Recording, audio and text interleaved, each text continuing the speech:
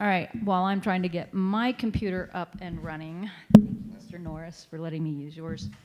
Let's get today started. This is our work session for the Board of Education. Today is April 8th, 2025. We are beginning at 9:03. Can we start with the Pledge of Allegiance, please? I pledge allegiance to the flag of the United States of America and to the republic for which it stands, one nation, under God, indivisible, with liberty and justice for all. Miss Wood, would you please do the roll call? Mr. Brown? Here. Mr. Norris? Here. Mr. Schwartz? Here. Here. Here. Ms. Upchurch? Here. Okay, and I believe, is Mr. Ridgway attending virtually? Is that correct? Okay. Actually, he's in the background right now. Okay. We'll show his screen when we get to his items. All right. Good morning, everyone that's in the background right now. Okay, so our first agenda item is when we have a full agenda today, lots to discuss, and we're going to try to end on time. So our first one, we'd like to welcome some guests that we have that I know you guys have been working very hard on this, our graduation requirements task force recommendations. We have Lewis Palmer High School Principal Bridget O'Connor and members of our graduation requirements task force who are going to summarize the work that you guys have done and present recommendations for discussion and consideration. And there is Ms. O'Connor. Yeah, Welcome. I'd like to start by thanking Ms. O'Connor for taking the lead on this task force presentation, and she's really stepped in to help facilitate the group over the last couple of months, so very grateful for her leadership, and for our task force members who are here to present today. Vicki, would you mind clicking forward to the next slide, or Bridget? Thank you. Just as a reminder, we have several advisory committees to the board, and we appreciate all of the work that they do to help us make good decisions around our programming in D38. The graduation requirements group is a task force, so they are committed to getting specific work done, and then at some point, when the work is finished, they will dissolve, and new task forces will evolve as others fall off. So I'm going to go ahead and hand it over to Ms. O'Connor, and she'll invite the members of the group to come up and help present. Thank you. And Group 1, if you would like to come on up, I'll go through just a couple of different background pieces. So we started back in October, and we have a really, I would say, holistic group because this is a pretty complex topic and task. So we had over 25 members, representations from both high schools and the middle school. And when I say representation, I mean counselors, subject area teachers. We were blessed with 2 wonderful student voices and parent voices, as well as district representation from GT to exceptional services. So just trying to make sure that everyone has a say in a pretty important topic.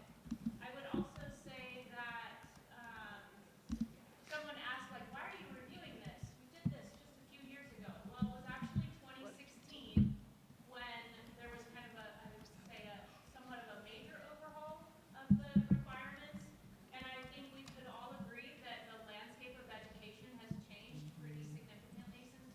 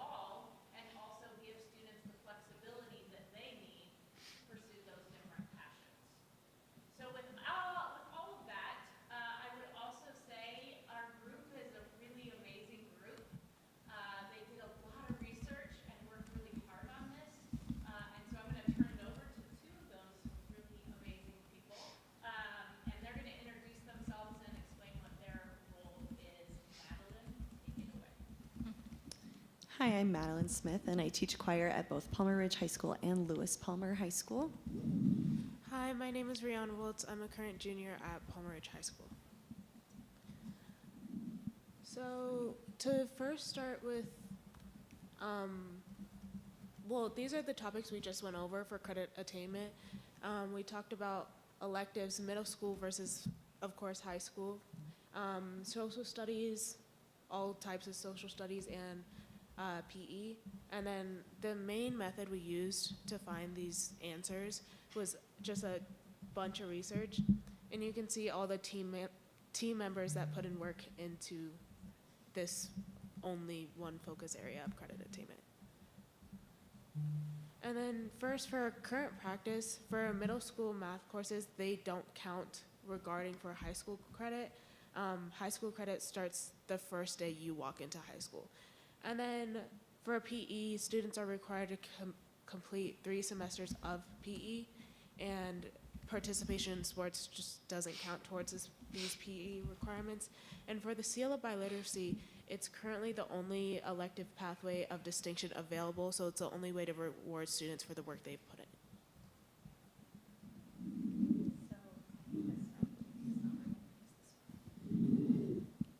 So we have information for you here. Regarding credit for learning prior to high school, we examined things like what's the impact on 8th graders if their grade follows them throughout high school, or for when they graduate from high school to applying for colleges and post-secondary options. For physical education, we talked to athletic directors, PE teachers, parents of students, and students who would like more choices in their course load that they take. Regarding pathways of distinction, I met with the Director of Curriculum and Instruction in District 20 to look at some pathways and areas of distinction they're in the process of creating right now, and also looked at the St. Vrain Valley School District, which has a school that models one pathway that we would consider. And all of these documents are linked here for you to gather more detail if you wish about each one. I think let's go to the next slide and I'll discuss kind of where we landed. So regarding credit for learning prior to high school, that would be courses taken in middle school that are the equivalent in the name of the course that are offered in high school, for example, Algebra 1. Our group is recommending no change to that, primarily regarding 2 items. Number 1 is the pressure that a middle schooler might face. Let's say that they achieve a grade that's lower than they wish in their 8th grade year.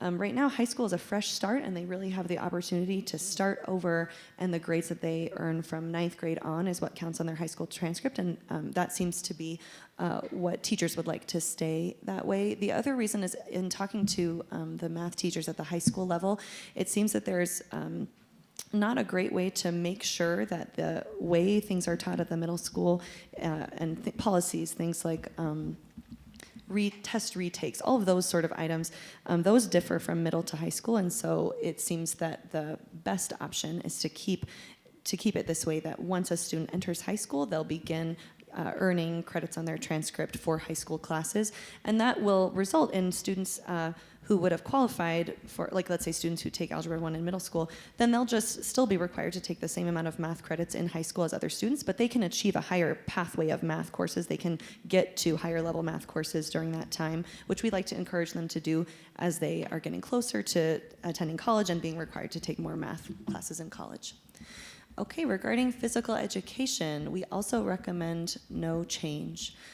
This is because high school and speaking with high school PE teachers and athletic directors who gathered research, which you'll see on the prior slide, there are so many benefits to physical education that are, for a student's physical health, for their lifelong health, but also for their mental health.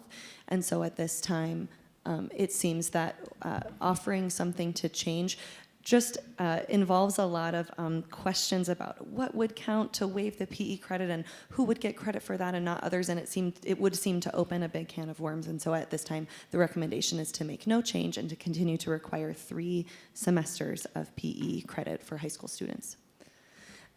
However, the option of including a waiver for sports, we're getting questions about that from parents and students, and so there's enough interest, we feel, that we think that more people should look into that. So if that idea can be explored, new expectations could be set for the class of 2030. And in one of the documents on the prior page, there are specific considerations to make, because that decision has to be done really well. And as Bridget said before, to not make a hasty decision that would leave a lot of questions unanswered or be inconsistently applied. So a recommendation for that should be looked into. And we've specifically included in some of those documents, like, things to look out for regarding which PE course, or sorry, which sports, what are the requirements of the sports that would then potentially be included in a waiver, for example, and that just is a thorough job that could be done by a group looking into that for those future requirements,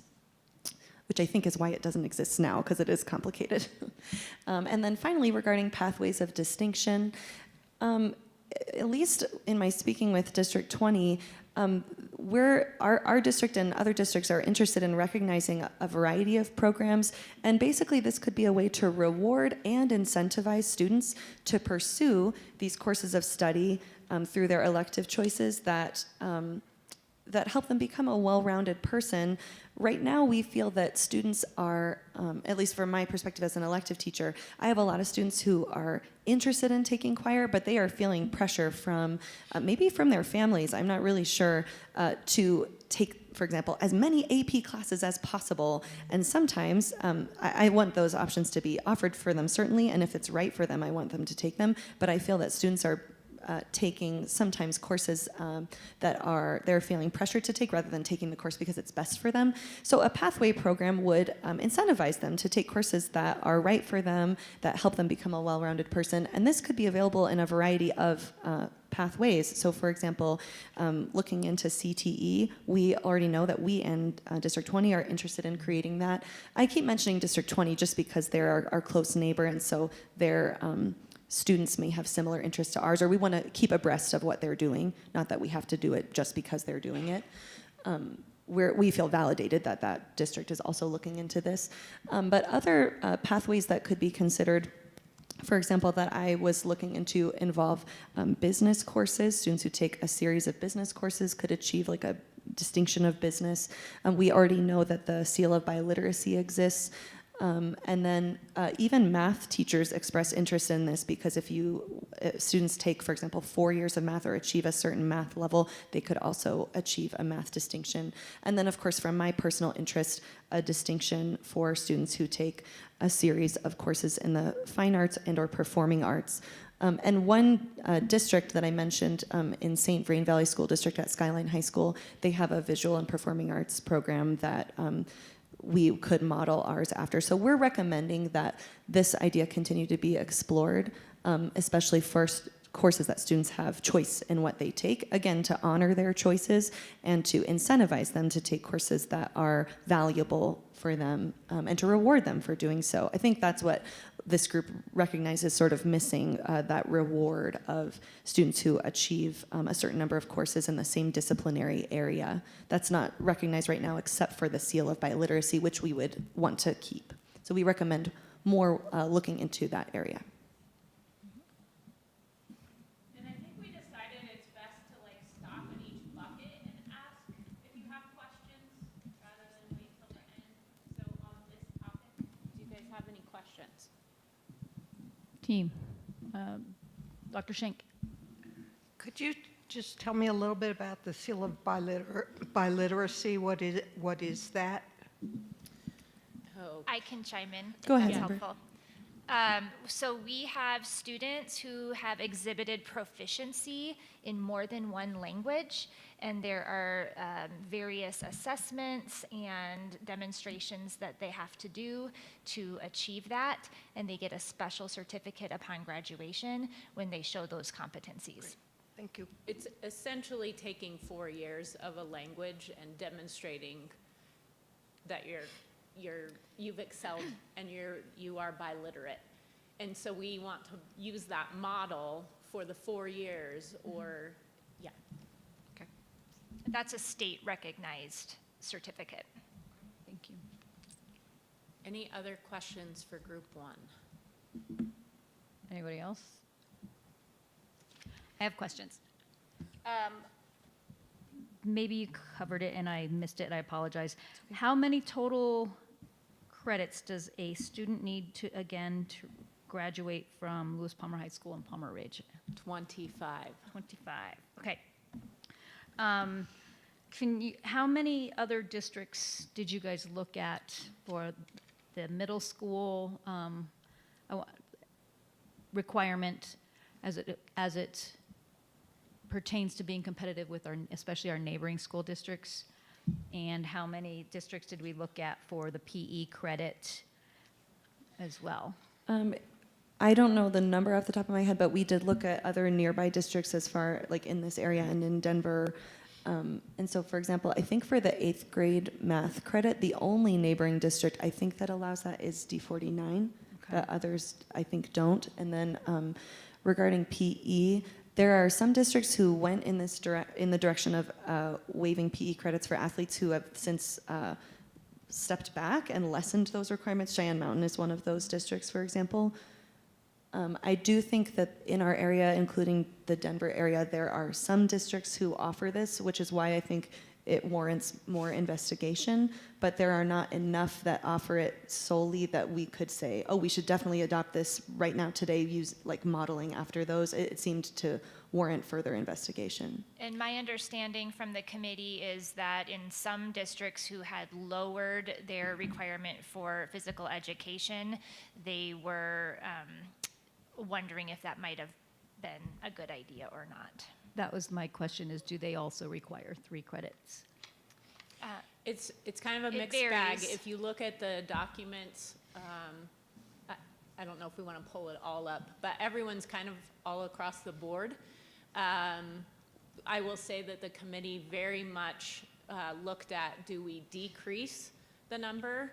And they felt, I think fairly strongly, that a waiver, they felt they would rather have a waiver than decrease the number of credits and the message that that would send. So the waiver would essentially allow them to still earn credit through participation in a sport. And also another reason why it wouldn't be beneficial to decrease the amount of requirements for PE is because when looking at the other districts that have reduced those requirements for PE, one of the significant decreases was a decrease in teachers and in coaches for their sports. So also looking at the athletic directors as well, they had a significant decrease, which wouldn't be beneficial for our district having that. For example, Palmer Ridge, one of the big things about Palmer Ridge is its sports.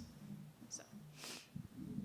Yeah, some risks would be that if there are less students taking PE, then there's less staffing of PE teachers, which means, in addition to that, it's being its own difficulty or thing we'd want to avoid. That would also potentially mean we have less coaches, qualified coaches.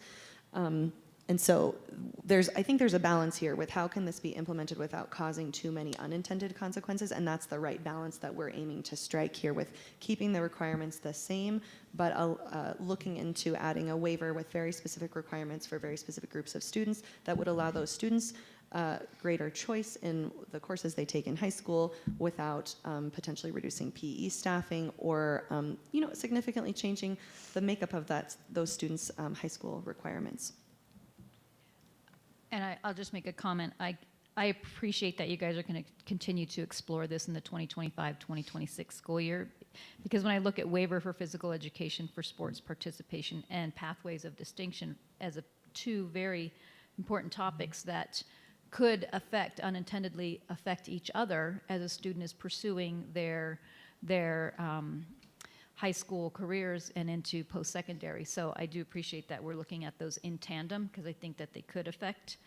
And I also want to say thank you to our students that were on the panel, because your voice does matter. You are in the classrooms, and this is affecting you, and this affects how you pursue life beyond D38. And D38 is only one chapter of your journey in life. My other question, though, was how many parents were on, when I see the names, some of the names I recognize, but I wasn't sure how many parents were on this particular segment. Well, I think 2 official, 1 from each high school, and then several of the people on the committee have children in the system or have had children go through the system. I could go back and look. Yeah, we but- can get that information for you. Okay. I just wanted to make sure that their voices were, making sure that we have a good, robust sense of the voices that were heard, from educators to parents to students, to those that are administering the credits. So I just wanted to make sure that we had a good round committee. And to that point, I would say that's why this group feels very strongly that it needs to continue to be examined, because we don't want to make an overarching change if there are just a few parents or a few students who would want to pursue this. I'll speak for Lewis Palmer High School. The PE program is thriving. Students love to take PE. Changing the requirement is not going to change their passion for PE at this moment. So I think that's why we want to survey the greater community. We want to know exactly how many students would want and take advantage of a waiver like this, because there's no sense pursuing it if it's really a small amount. We did have 3 official parent representatives on the committee, but then as Ms. O'Connor said, we also have staff members who are also parents who served as staff member representatives. So on your recommendation, as, I'm sorry I'm asking so many questions, Oh, but it's okay. this is just, this entire subject has been an important subject, and I'm glad you guys are facing it and charging forward. Why class of 2030? Great question. Primarily because social studies, some of their requirements and the scope and sequence, actually their requirements aren't changing, the scope and sequence of their classes are changing, and so next year will be the class of 2029. So you don't really ever want to change graduation requirements in midstream. And so this is a big enough change that we felt like, and the group felt like, taking another year to really look at it and gather more data and then apply it to next year's freshmen, following year's freshmen. Think about that, gang. Class of 2030. It's not that far away. Thank you so much. Thank you for answering all my questions. You are welcome. Thank You you. guys are Asking that dismissed. question because I was thinking about it and I didn't realize that. Thank you so much. All right, perhaps equally controversial, we have recognition and ranking.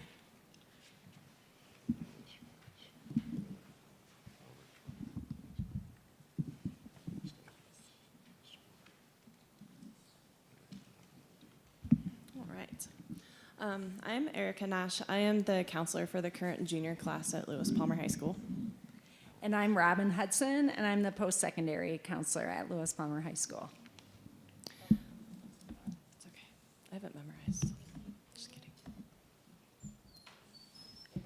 All right. So we were in the second focus area group, and kind of like what our topics boiled down to were some certain things around weighted grades, amount of credit for college classes that kids take through concurrent enrollment, looking at class rank, valedictorian, salutatorian. When we did the storyboarding activity that we initially did, those are kind of the buckets that came to the surface. And then in getting into the nitty-gritty of those topics, those are kind of the things that surfaced. And so the question that we looked at answering is how do we incentivize, honor, and recognize rigorous coursework in a healthy way that allows our students to stay competitive on a national scale? So those are the things that we really dove into. We looked at the topics. Wait, go back for a second. If you can. It's okay if not. The way that we really dove into the subjects was the same by researching other neighboring school districts, kind of what are their practices around, in particular, the weighted grades, credit for college classes, how much, class rank, valedictorian, salutatorian. So linked in the presentation is a document. Part of it is a table that shows some of the neighboring districts and what their practices are. And in addition to that, we also put together a survey and distributed it to the community. So it went out to teachers, students, parents, community members, and we'll talk in a little more detail about the results, but it was pretty well answered. That gave us some good direction. And then these are the team members that we had on our team. You're good. We're ready now. Yeah, we can move forward. Thanks. Okay. And action. There you There go. we are. Okay, so in terms of weighted grades, right now, only advanced placement courses and those with AP courses as a prerequisite are currently weighted. And College Board classes, advanced placement classes are audited by College Board. They have a standard curriculum, and so that's really important in thinking about that. They're weighted if the student takes a C or better and they take the AP exam, so that's part of it. They do have to take the AP exam. Then in terms of concurrent enrollment, so we have students taking classes at Pikes Peak State College, at Metro State, and at UCCS. And so currently, if the college class is 1 to 3 credits, students earn a half a credit at Lewis Palmer and Palmer Ridge. And that's what typical classes are at the high schools. They earn half a credit for the classes. Then if the college class is 4 or 5 credits, they earn a full high school credit, which is the equivalency to a full year. So then in terms of class rank is currently used. It's shown on students' transcripts in Infinite Campus. It's reported to colleges. It's on our school profile. And we do, both high schools use valedictorian and salutatorian. They're awarded at both high schools, and it's based on students' rank.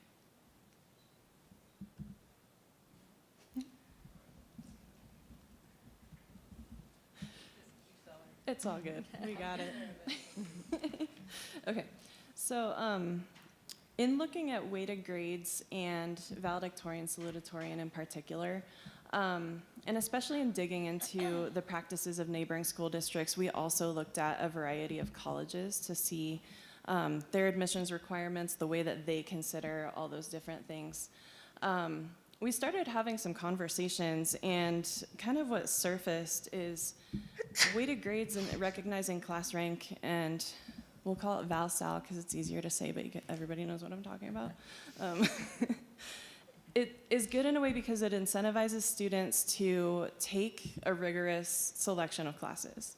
It motivates them, getting the weighted grade motivates them, the possibility of being Val or Sal is a motivating factor, but also, especially as counselors, we see sometimes that students become really focused on the numbers, on what their class rank is going to be, wanting to take AP classes for the sake of their weighted grade to get a higher class ranking. When it comes down to it, that might not be the best option for that student. We want students to take AP classes for the right reasons, being that they're interested in the material, have an extra passion for it, want to work harder, want to perform as a learner in that area.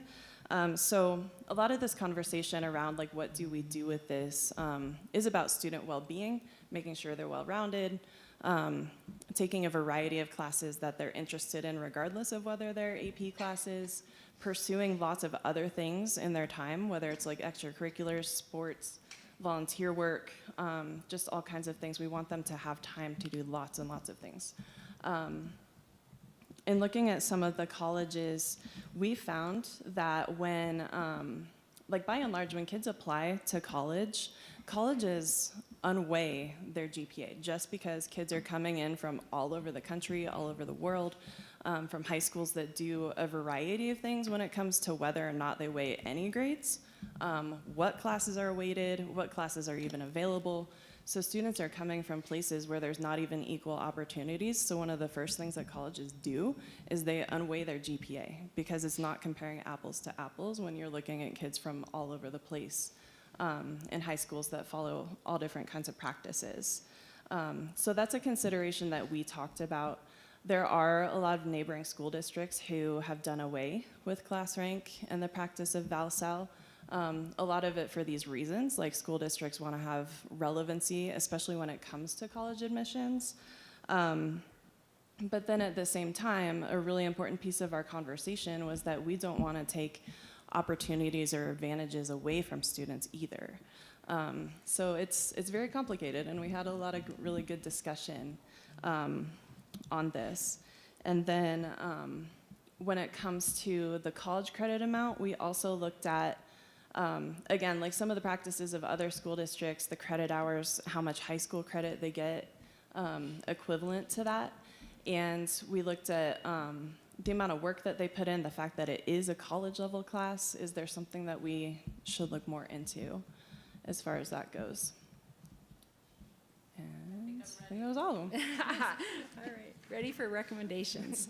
Okay, so on the topic of weighted grades, in terms of AP, our recommendation is to keep AP classes weighted. Since they are college level classes, the rigor is there. They're nationally audited by College Board, and we know they're consistent. So the recommendation is we looked into honors courses.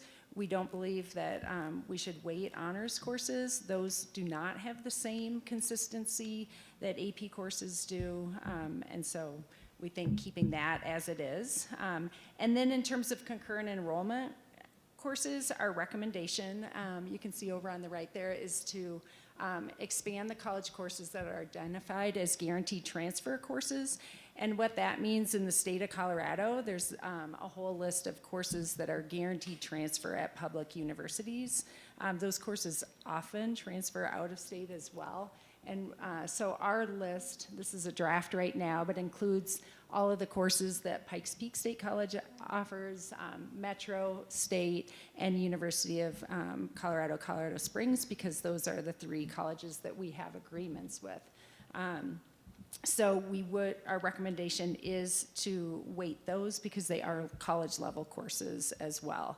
For example, sometimes we have students that want to take like they take AP psychology, or they could take Psych 1001, and those really are the equivalent course, but in our current practice, the concurrent enrollment students are not getting a weighted grade. We also looked into the college credit given, and so currently our students that are taking a 3-credit college course are earning a half a credit, which is what they earn at the high school for a high school class. And our recommendation is that they should earn a full credit at the high schools. So the reason for that is that really college classes are like full year courses. We've also run into several, situations this year that made it challenging for students with them only earning half a credit. One is that students are trying to meet the higher education admission recommendations, which is 4 years of English. So for example, if they take the concurrent enrollment class like English 1021 and they only earn half a credit, some degree plans don't require a full year, and then they're left with like, what do I take now? Some other issues that have come up is in terms of like NCAA, students that take a college class like English their junior year, and then if they don't take more English credit their senior year, then they may not qualify through NCAA. And even CHASA, we've run into problems. So our recommendation is for students to just change that college credit conversion so that they earn a full college high school credit. In terms of class rank and valedictorian and salutatorian, this was something like going into this. And when we first started to do the research, as Erica described, we had 377 results in the survey from families at both high schools, from students. We had a lot of high interest in this topic, and our committee was looking towards, as other neighboring districts have, considering doing away with class rank, which would eliminate ValSal as well. But due to the feedback that we got from students and families, we feel like changing that right now is not what we should do. But we should continue to examine and explore and recognize student achievements and get input from stakeholders in the future. That was a lot. I'm sure it needs writing down all of her questions. Team. While you're thinking, I want to just add one quick thing. When you say doing away with rank, we're not ever doing away with rank, because they're always going to have GPAs. It's making it not in the public view, and making it not so that every time a student logs into their Infinite Campus, that rank is in their face. The other thing I think that is important is when we fill out college applications, they always ask, are you a school that ranks students? And there's some freedom in us as professionals to be able to say no, because we have two really highly competitive, highly excellent high schools. And so say a student who might have a 3.9 at either building could automatically drop to, say, 25 or 30 in the class, just because of the competitive nature of our schools. And so that's why we as professionals went into it thinking we might want to really think about this. That's why some of the other districts have gone that direction, and knowing that colleges immediately undo what we did. So I think when we say do away with rank, that scares people. That's not ever going to happen. It's just, do we report it, and is it visible? Ron. Thank you for calling on me. It sounds like a term maybe de-emphasize rank versus highlight it. Yeah, we said not publicize, I think, in our wording. So my second question, based on what the team has discovered and uncovered, are there some nationally recognized best practices in this area? And if so, whom are they sanctioned or recognized by? And the reason I bring this up, if I may, to enable you to address it, is we could have kids that achieve very well in their academic and non-academic part of their schooling that don't go to college, at least immediately. And so, of course, the question is, are the universities the end-all judges of what good looks like? I'll let Robin answer it, because she's probably on the front lines of that. The other thing that is we haven't talked about is scholarships. And so we're in a tough spot, because we would like to do one thing, which is in maybe the best interest of our students, but as long as there is a world out there that is asking for those numbers, we're caught kind of in a middle, which is why we defer to the students, and that is not take something away from them. I met with about 50 LPHS students, and they about lost their minds when we talked about some of these things, because they're going through that competitive process, and they know that institutions and scholarships are still asking for top 10%, so until the world gets in line with what we want to do, Robin, best practices nationally, is there such a thing? Well, we surveyed 8 different colleges, and you'll see that in one of the links. And we tried to look at colleges with different selectivity. So we looked at very competitive schools like Cal Poly was one that Angie and I spoke to. And then we looked at a lot of the in-state schools that our students go to, like CSU and CU. And all of the colleges said the trend they're seeing is for less high schools to use class rank. So that's a trend. I can't speak, for everywhere, but that's what the college admission reps are saying. Yeah. So, follow-up question. Did they tell you what they're using So they did, and they often unweight, like Ms. O'Connor said, they often have their own system too. I remember Cal Poly in particular saying, we have our own system. There's high schools all over the country that have varying, some don't even have AP courses or have weighted grades, and so they have like their own rubric that they use. That would be what I heard the most.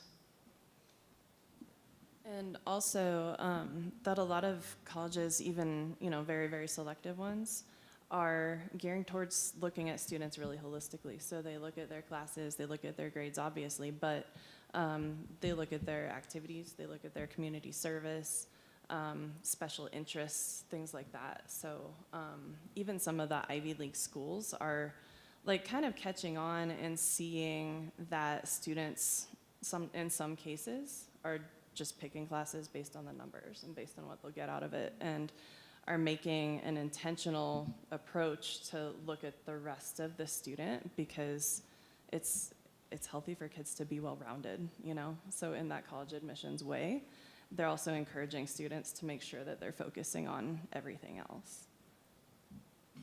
Did they bring up standardized testing? Standardized testing.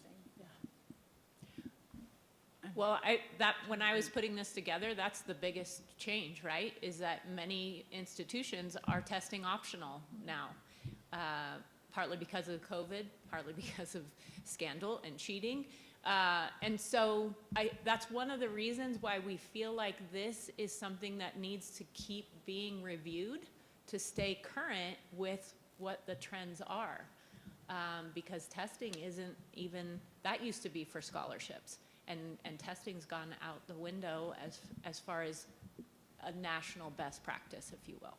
I think what Erica was alluding to is really how we started our storyboarding session to kick this work off, was with the Portrait of a Graduate, which is about helping all of our students be successful after high school, and not necessarily how they rank or how they score on a test. And it sounds like these institutions, at least that you spoke with, are trying to build a portrait of an entrant, so to speak, right?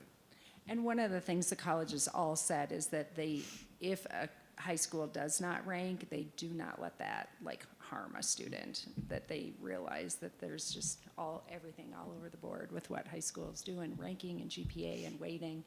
And so using their own system, then that doesn't hurt a student.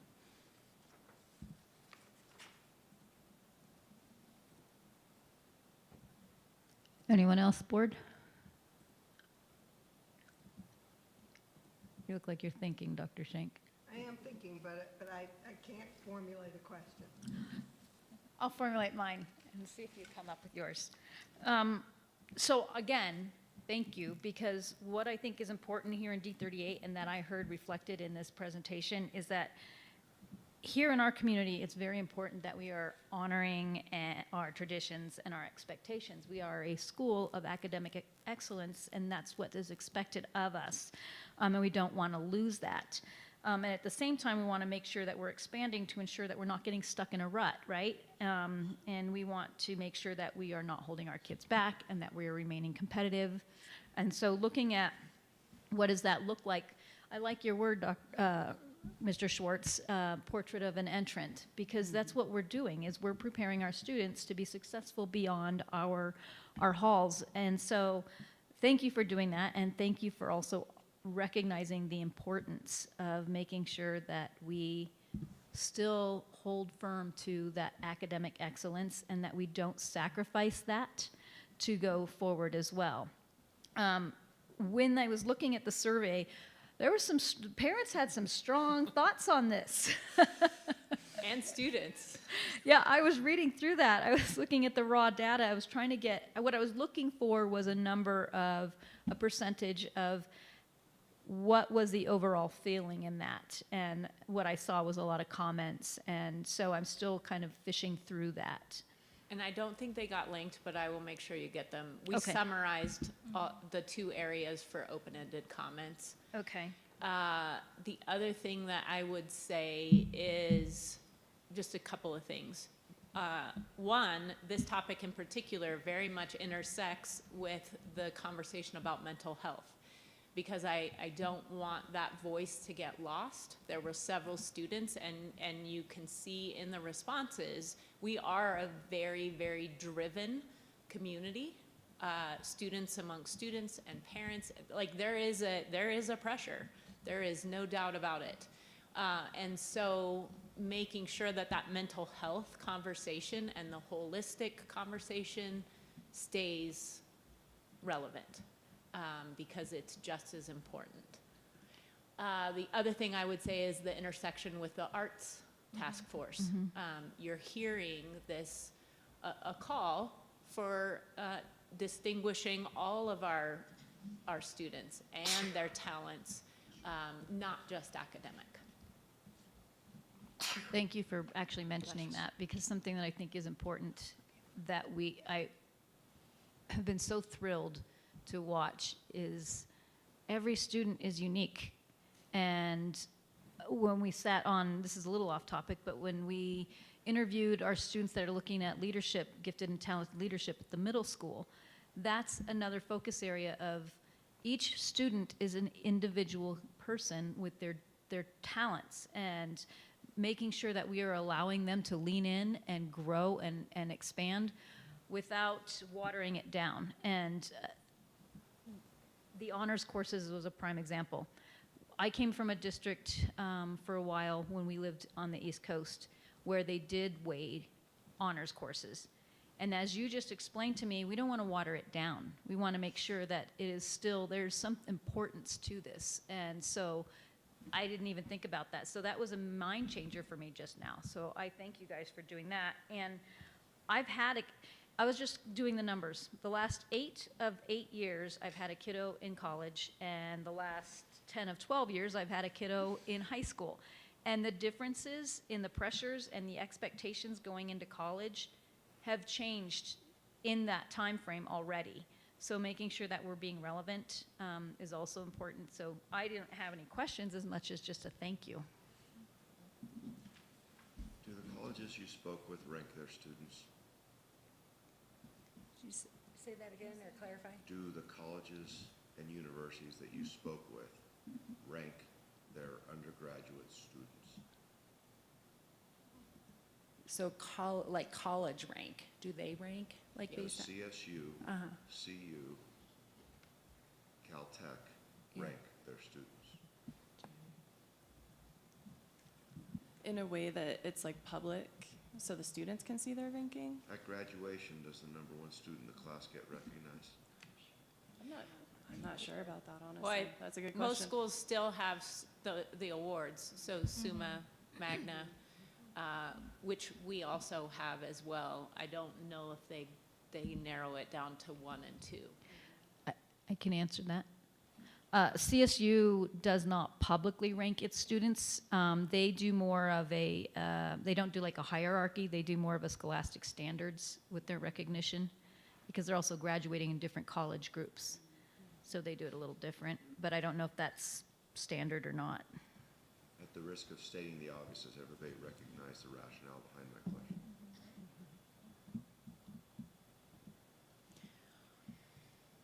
Okay, we're going to bring group 3 up. And it's the shortest one.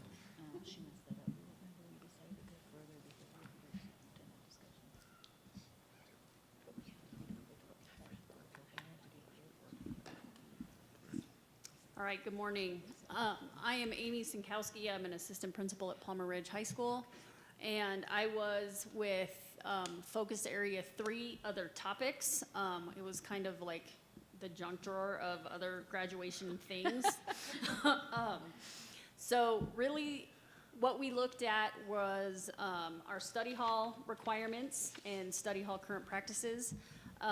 There has been lots of conversation around graduation honor cords and what those areas are currently at both high schools. And then we talked a little bit also about student teacher aides and what those practices are at both high schools. Currently, for study hall, students are required to take a full year of study hall as freshmen and sophomores. Honor cords, we don't really have too much continuity between both high schools, so we will be discussing that. And then for the teaching, the TAs, we really are looking at no change to those practices at either school. For study hall, some students don't feel that they need 2 full years of study hall. What our recommendation is that there'd be no change for 9th grade, that they would still continue to have a full year of study hall. And then 10th graders would be required to have 1 semester.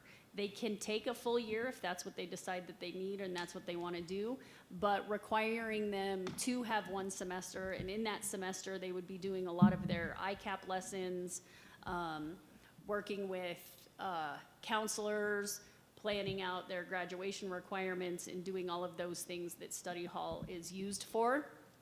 And they can decide if they want to do that first or second semester.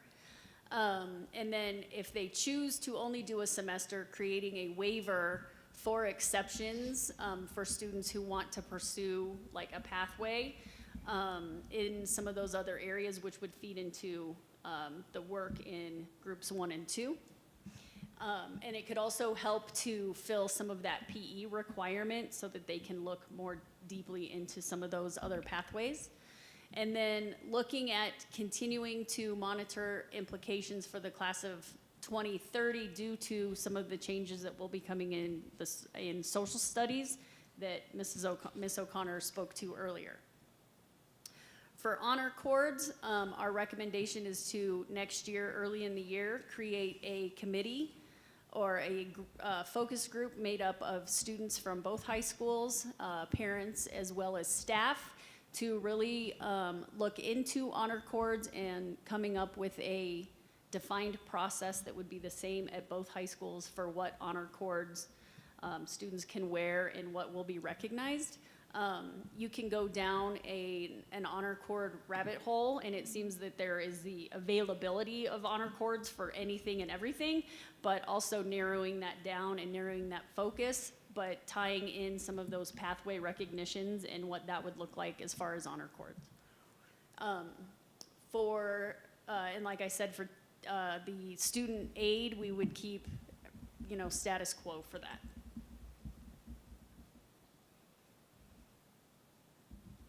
Yep, this is the current guidelines for honor cords at LP.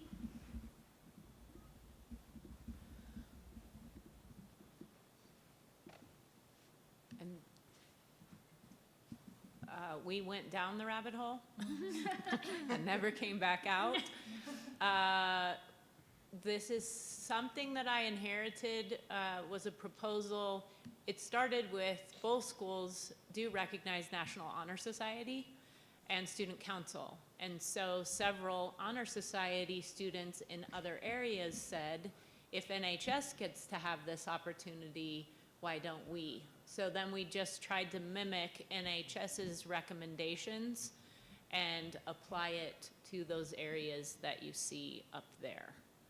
And this is an area that is definitely an overlap with the Arts Education Advisory Committee work as well. There's been quite a bit of discussion in that group about honoring students in the arts. I will say that most of the work, all of the work that has been done thus far is very important and impacts students, and at this point does not impact policy. So we're really bringing these recommendations to you at this point for discussion, but not asking for any policy changes at this time. So, quick question. Yes. Where it says organizations that compete in national events and award recipients must be a national qualifier. Barobotics just is on their way to a national and international competition that they have qualified for this weekend. So would they fall under that? So each year, at least LP, we open it up to students. If you are seeking a cord that is not on the approved list and it matches that criteria, then all they have to do is apply. What is the deadline to apply? Oh, man. Yeah. My watch is listening April to me. 25th? April 25th. All right. Okay. Any other questions or thoughts? That was my question. Oh, that was Dr. Shank's question.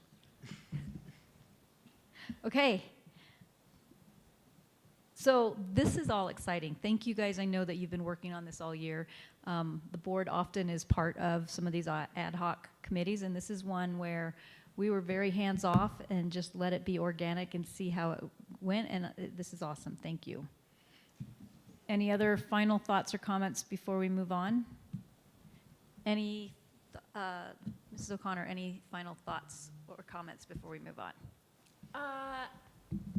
I just think it's really hard, and you know this, helping make decisions that impact everyone, but again, allow enough flexibility where it's not opening the door, but it's honoring the differences that we're trying to honor, and keep having the conversation. To be continued. Yes. Thank you so much. Thank you. Thank you. Okay, that was so educational. I really appreciate that. This is exciting. It was good. That was good. Okay, B number 2, Homeschool Enrichment Academy and Transition Services update. Brett is with us online, and our Facilities and Grounds, Miss Melissa Andrews, you'll be leading us in this brief update. Great, thank you. So I think Ms. Andrews is going to take the lead on the presentation, and Mr. Ridgway is going to chime in to help clarify questions as they come up. So we'll get that presentation up on the screen.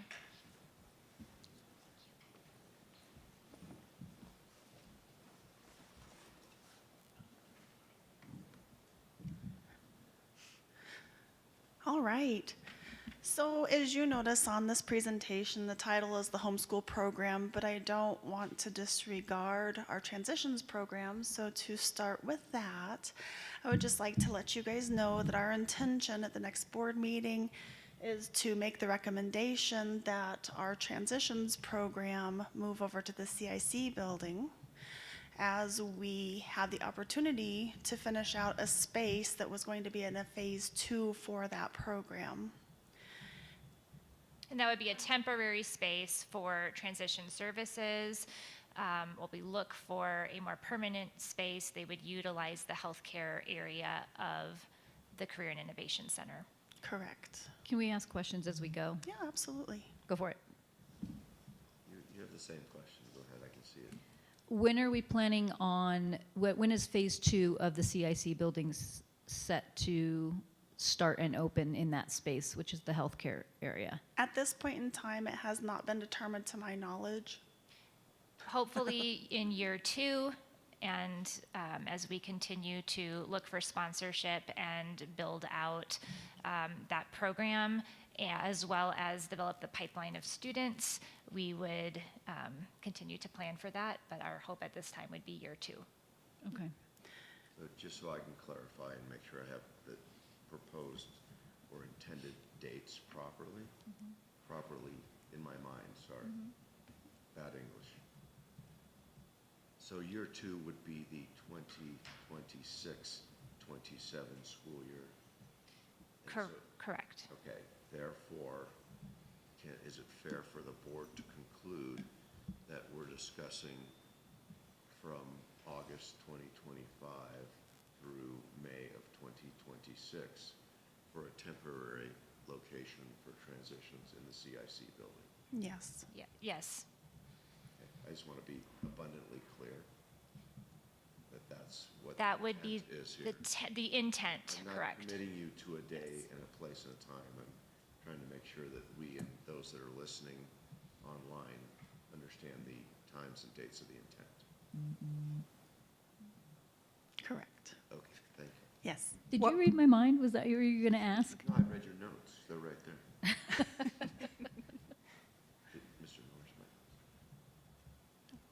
What needs to be done to that space so that transitions can use it? Good question. So yes, there was initially no intention of doing any modifications to that space because it was phase 2. And after working with our architect and engineers, as far as code requirement, we are going to have most everything already taken care of through the ventilation and that type of thing. So we'll have to be doing the flooring, ceiling tiles, I believe lighting, and paint on the walls. So relatively minor, but it all is stuff that would need to be done for the health care, so we're not doing something that's going to have to be undone for the future. There will be additional needs at the time we go to phase 2 because we're going to have to tear down a couple walls and make it very specific to that program. And so the benefit of this is we would end up, if we were going to be leasing a space, be paying rent, and it allows us to put the money into our own building instead of wasting that money. And is your thinking as of now about where transitions would go from there? So there's still a lot of discussion on options out there, and I'm happy to present all of the things that we've been tossing around. Some are future building availabilities and that type of thing. Okay. All right. I do have a quick question on that. Sure. So making sure that while there's manufacturing, active manufacturing and work going on in the other parts of that building, how noise, I don't know the right word, protective, what I'm getting at is if we have transition students, and from the numbers I've heard, whether this is true or not, we are looking at a potential of 24 transition students next year. Some of them have sensory issues. So making sure that we are being mindful of noise pollution and sight sounds and protecting those students in that space is important. Right. So as we look at the location in that building, if anybody's been over there, as we go in the front doors, everything to the west of that structure would be more office spaces and where we're proposing that these transition students move to, which is completely separate from the area of where any of the manufacturing and noise occurring programs are going to be located. Okay. We have taken our transition services team over to view the space, and they feel very good about this being a temporary solution. Okay. That's important. That was going to be my next question. So thank you. Okay. All right. And so as we move, and so just to be clear, we have put out publications or notifications communicating with our homeschool families, letting them know as we've been looking through this what the options may be. We've also done the same thing with our homeschool families, and so as we look at the slide in front of you, on February 28th, Brett sent out a publication just letting the families know that we were doing our best to look at all of our options, from leasing spaces, looking at purchasing spaces, checking into the options of new builds, steel buildings, modular buildings, and just everything that we were currently working on. However, we also wanted to make sure we had backup plans, which could be the potential of utilizing Gray Spec for a period longer if necessary. As we moved into March 31st, Brett put out another notification or communication out to the same families, and really looking at our best short-term situation, maybe leaving the students at the homeschool building, Grace Best, for a little bit longer. And we'll kind of go through the reasons why. So as we move here, we did a final walk with the fire department on April 2nd, so last week, and in that conversation, in order for us to utilize any of that space, he was very clear that there would be portions of the building that would not be accessible, not just used for storage or sometimes we move in there. It would be absolutely off limits. And so I put together a map so we could look at what that is. And as we see here, any of the yellow, oh my goodness, I apologize. Didn't get the slide turned. The yellow spaces are the areas where we would be allowed to continue to occupy space. Any of the areas that are uncolored, left white, are areas that he recommends that we do not access. It's a larger chunk than we had anticipated for sure. But what it also does is it aligns to what we've been discussing in all of our information to the board, which is our option 4, which is that utilization or the keeping that 88 addition, because it was newer space, because it had not damaged, it kind of aligns to that. So as we look at that, all of that area on the upper level, as where it says transitions and all the way down that hallway, are all of the new addition. The reason we have that line going down the hallway out to kind of above where the seniors are, that allows us for egress. So we have 3 points of egress for that building, so we are meeting fire code. And what we want to do is, though the fire department has given us the thumbs up to use the areas in yellow, immediately after that conversation, our facilities team scheduled testing for mold just to verify that we are clear and doing the best thing we can for our students. Those tests are anticipated to be Friday. And as soon as we get the results, we will let everybody know what that is. We just want to ensure the safety of our students. Do you have a sense for what made them say that these other areas were not usable? So for sure in the northwest portion of the building, that is an area at, through the past that has been known to have had moisture issues. The area where the seniors are, though not actively leaking or have been since I've been here, I don't see any visual wet areas, just knowing that that was an older portion of the building and concerns. That I think that's the reason he may have pulled that off. And then the gymnasium, just because there were some areas when we walked through with the contractors from a visual, what you want to call it, just assessment, that there were aftermarket supports in there, which indicated that the structure may not be sound to what we would want, and we just didn't want to have any issues with anything occurring in that space that could be harmful to any students. And that was something we talked about in a previous discussion with the board. It has been. Yeah, I just want to keep the focus on that because there's obviously a lot of community input on what makes the building usable or not usable and how the fire department weighs in on moisture issues, things like that. And ultimately, just to reiterate, we want a new solution, a new facility for our homeschool students and families as soon as possible. Of course. You look like you had something, Tiffany? What? You look like you're ready to say something. Yes, but I want Mr. Schwartz to be able to chime in. Okay, hopefully, Mr. Ridgway, you can hear me better now. This may be in a forthcoming slide, but is there, on this particular option, is there some total of the anticipated expense to the district by doing it this way, not including major repairs that would come up that are unanticipated? There is an expense slide. I'm not sure it answers all of the questions that you're asking, but we can look at it and go with additional questions on the next slide. Okay, and then is there a functional, for the homeschool enrichment program, is there a functional metric that says this particular option provides them, for example, 6 or 8 of their top 10 requirements or requests versus other ones? Do we have some way to to measure both the fiscal and the functional piece? To that point, we'll see that the gym is one of those areas that's marked as not accessible, and they've expressed it's a really important area to them. Okay, so I might jump a little bit ahead. Let's just see here. One of the options that's on here, so as we looked at the options that I've looked into, it has been purchasing a building. We thought we had high hopes on this. It was something that looked like it would have fit our needs. But as we started putting cost to that, find out that we just can't afford to do that. That's the $12 million number you see here. Right, total, because it was the purchase plus all of the renovations, and the renovations to make it an educational space increase that to a point where just without a bond or some sort of funding source, we just don't have it.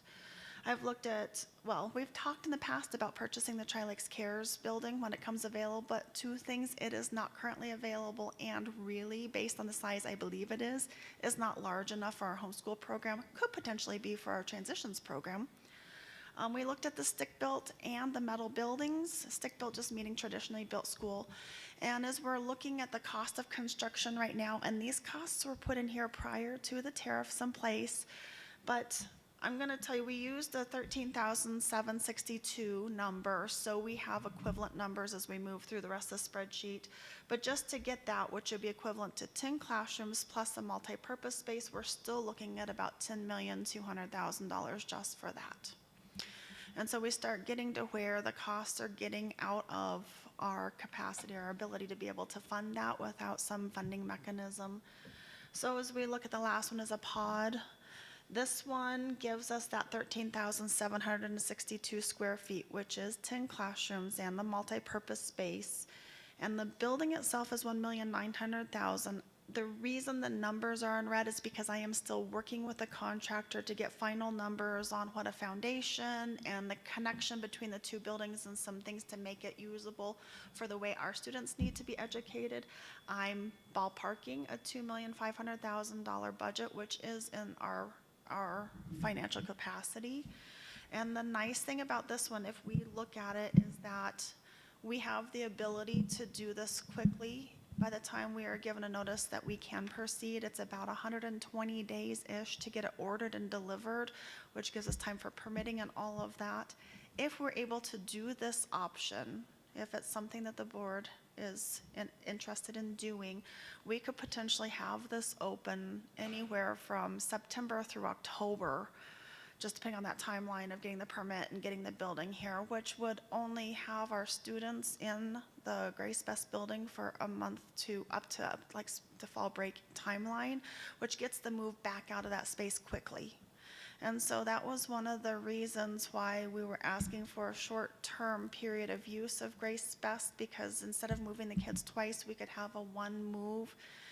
It's viably possible. And I think the other thing that it does for us is that building, they used to be not great, but now they're 40 to 50-year buildings. They're built with 2x6 construction.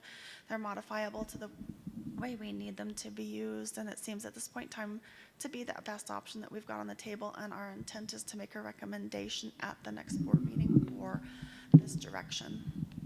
The other detail I'll add is that our homeschool enrichment program does not begin school until after Labor Day.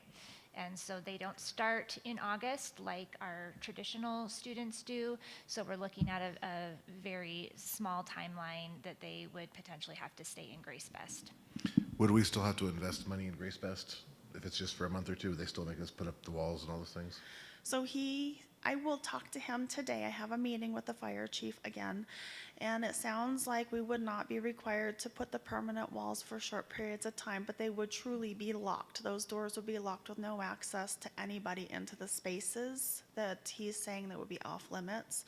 So there could potentially not be any cost other than us having to clear the space out and move, which we're going to have to do regardless.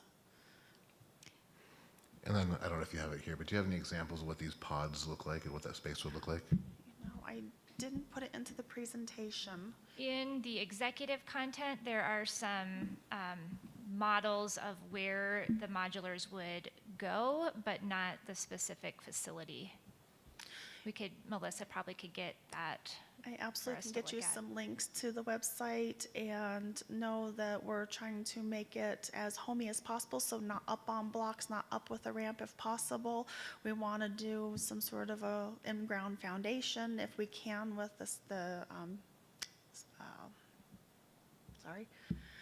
utilities to make sure that we have the flow and that type of thing. And we want to put like a nice exterior to it, whether it be wood or brick or something that's just a little nicer, so that it just feels like a home for them.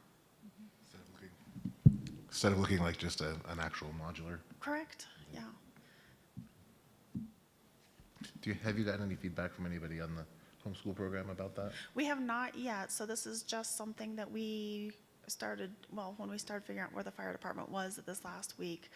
And then really looking at just the options available to us. Unfortunately, there is not a lot out there. We do have spaces in the district for rent, but they're like little office spaces that don't fit the needs of education for the program, and we really want to give these kids what they deserve and that space to do the programming that they need.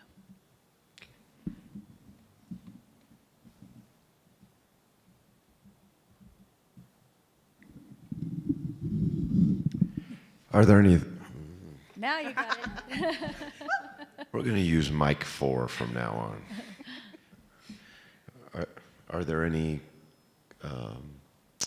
initial thoughts on the permanent model for both these programs? Because I think it is important, as we keep talking about, don't worry, there's something out there, that we begin to paint the vision and set the expectations of what that is. In the case of the Homeschool Enrichment Academy, this would be the permanent home. Okay. And the nice thing about these buildings is that if we do at some point in the future decide it needs to be in a different location, they can be resold. But if we need to expand a program, they can be added onto easily. So there's a lot of flexibility. Okay. So my next question is, and has the potential to be a bit of a Pandora's box, so I want to put that up front. Is the board asked the district to take a look at asset utilization? And you're beginning to do that, and we're very appreciative of that. It's important work with the taxpayers' assets. Has there been a significant and serious analysis of our underutilized assets to be permanent locations for these programs? And if so, what does that look like? Okay, so as we look at all of our buildings, yeah, so you'll see at the bottom are some of the short-term options, and inside one of our existing schools was one of the things that we looked at. And based on the needs of homeschool with 150 kids and expanding, there is not one building that has that many classrooms available throughout an entire day. And so without an extreme makeover on how we're educating the homeschool students, it doesn't look like it's a feasible option within one of our buildings. We also want to leave classroom space to add students in our existing school spaces.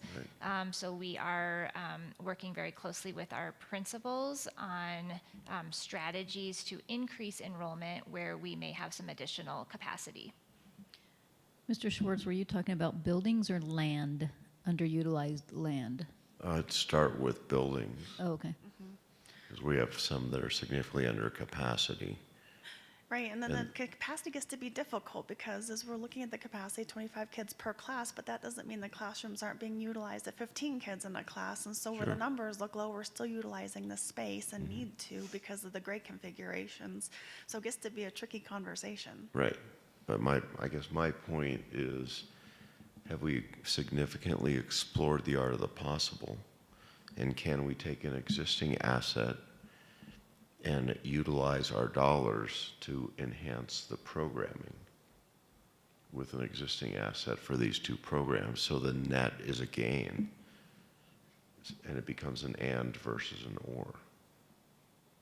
I would say we have explored that, and we feel that this option that Ms. Andrews is presenting is the most cost-effective. It leaves space for us to expand the homeschool academy as well as to expand student enrollment in our existing facilities. And I think, you were asking about both programs, transitions, there is potential that they could fit within one of our buildings. However, that's been strongly advised against by our special education department, and that the kids have graduated and need to make that break from school. So those would be conversations I think we would need to have with the special education department to figure out how that impacts that program.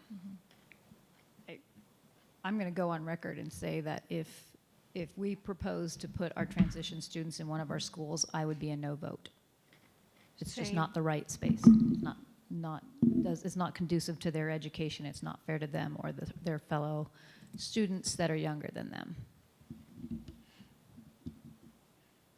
Just putting down there. I'm also against that. So it's irrelevant what the programming is offered in the facility and what they graduate with. It's more relevant what the name is of the facility that they're entering. No, it's not about the name of the facility. It's about what is the most conducive to their educational growth. Exactly my point.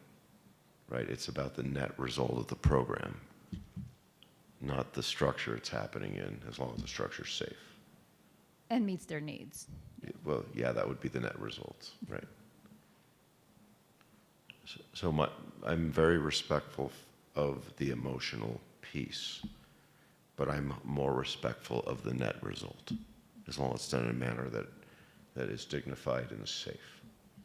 And what we found in the past, and Mr. Frampton could probably weigh in on this, sorry to put you on the spot, when we had transitions programming in our high schools, it was not as robust and it didn't fulfill their needs the way their own space does right now. Am I wrong?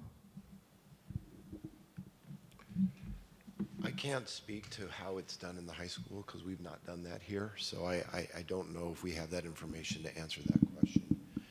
However, there is a component to their education that moving outside of a high school building is best practice, and to your point, Mr. Schwartz, is best practice our goal here? I believe it is, and would like to continue to advocate on behalf of that population of students to provide them with opportunities, educational opportunities that look different than the traditional school setting. And the psychology of that is very difficult to do that within a high school building. I'm not saying it's impossible. There are school districts who do it. We could research that further if in fact that's a direction we need to go. But up until this point, we've not done that in this community. And when I've talked to parents and advocates of students with disabilities, and my own opinion would align with theirs, if there's anything we can do to prevent that from happening, that would be something I'd strongly advocate for. I got a follow-up question to that. It looks like we have to spend money to achieve this goal. So to address some of those concerns, would it be cheaper to retrofit our existing asset to make a completely separate building to meet the needs of those children? Well, for this upcoming year, we're going to do it in the Innovation Center. So we're doing that. What I think we need to wrestle with is that a long-term solution? Because I'm under the impression it is not a good long-term solution. And we need to continue to consider exactly those options. And I think we have some runway to do some homework around what that could look like and what our options are. And one of the things I liked that we've been doing up to this point regarding Grace Best is maybe it's an opportunity for us to research multiple options, multiple costs, multiple benefits, and really evaluate all of our options available and make a good decision once we have that chance. Since we're in the Innovation Center and we have some time, I think we could pull that off effectively. The one thing I wanted to mention, I think when we're talking about trying to use existing assets, and I'm not offering an opinion one way for or against, but whether it's transitions or homeschool, I believe the intent that's being mentioned is that section wouldn't be intermixing the two populations. It would be one of the schools where we have the potential for a separate entrance and to completely section it off. Yeah, because I believe a couple of our schools do have like a wing that you could section off if you wanted to or something like that. I don't think anybody's suggesting that the populations be intermixed in any way. So a couple things to talk about whether it's going to still have cost associated at our existing schools. There would be, because we would need to make sure we have the kitchen type facility so they can learn to cook, which is the ventilation out for the oven, as well as laundry and that type of thing. So there would be some retrofit costs that would need to go into that. And I don't necessarily know that would be more or less than what we're putting into the CIC building, because with that, it is going to be usable, but there will not be an oven in that space for their use. They will need to be able to do field trips back to their old classroom or something else. We're still working through logistics so that they can get that cooking piece done, unless they're able to cook with toaster ovens and microwaves and that type of thing, which we can host in that building. So there's challenges both ways, and they need to be balanced, but I don't know that there's more cost one way or another to get them what they need. I think, though, to several comments, looking at all of our options for transition services, moving forward is something we can do, and housing that program within the Career and Innovation Center in this next year will give us some time to do that. How are our transitions parents feeling about, you said that the transitions team was happy about the space. Any issues with the parents? Mr. Ridgway, if you are listening, I know that you have shared emails with the transition services community. Have you received any response or feedback on communication that you have sent out? Thank you. No, I have not received anything recently from that. Yeah, I have received communication from our initial email in February that was just supportive and appreciative of the information, but no concerns have come from the March 31st email. Okay.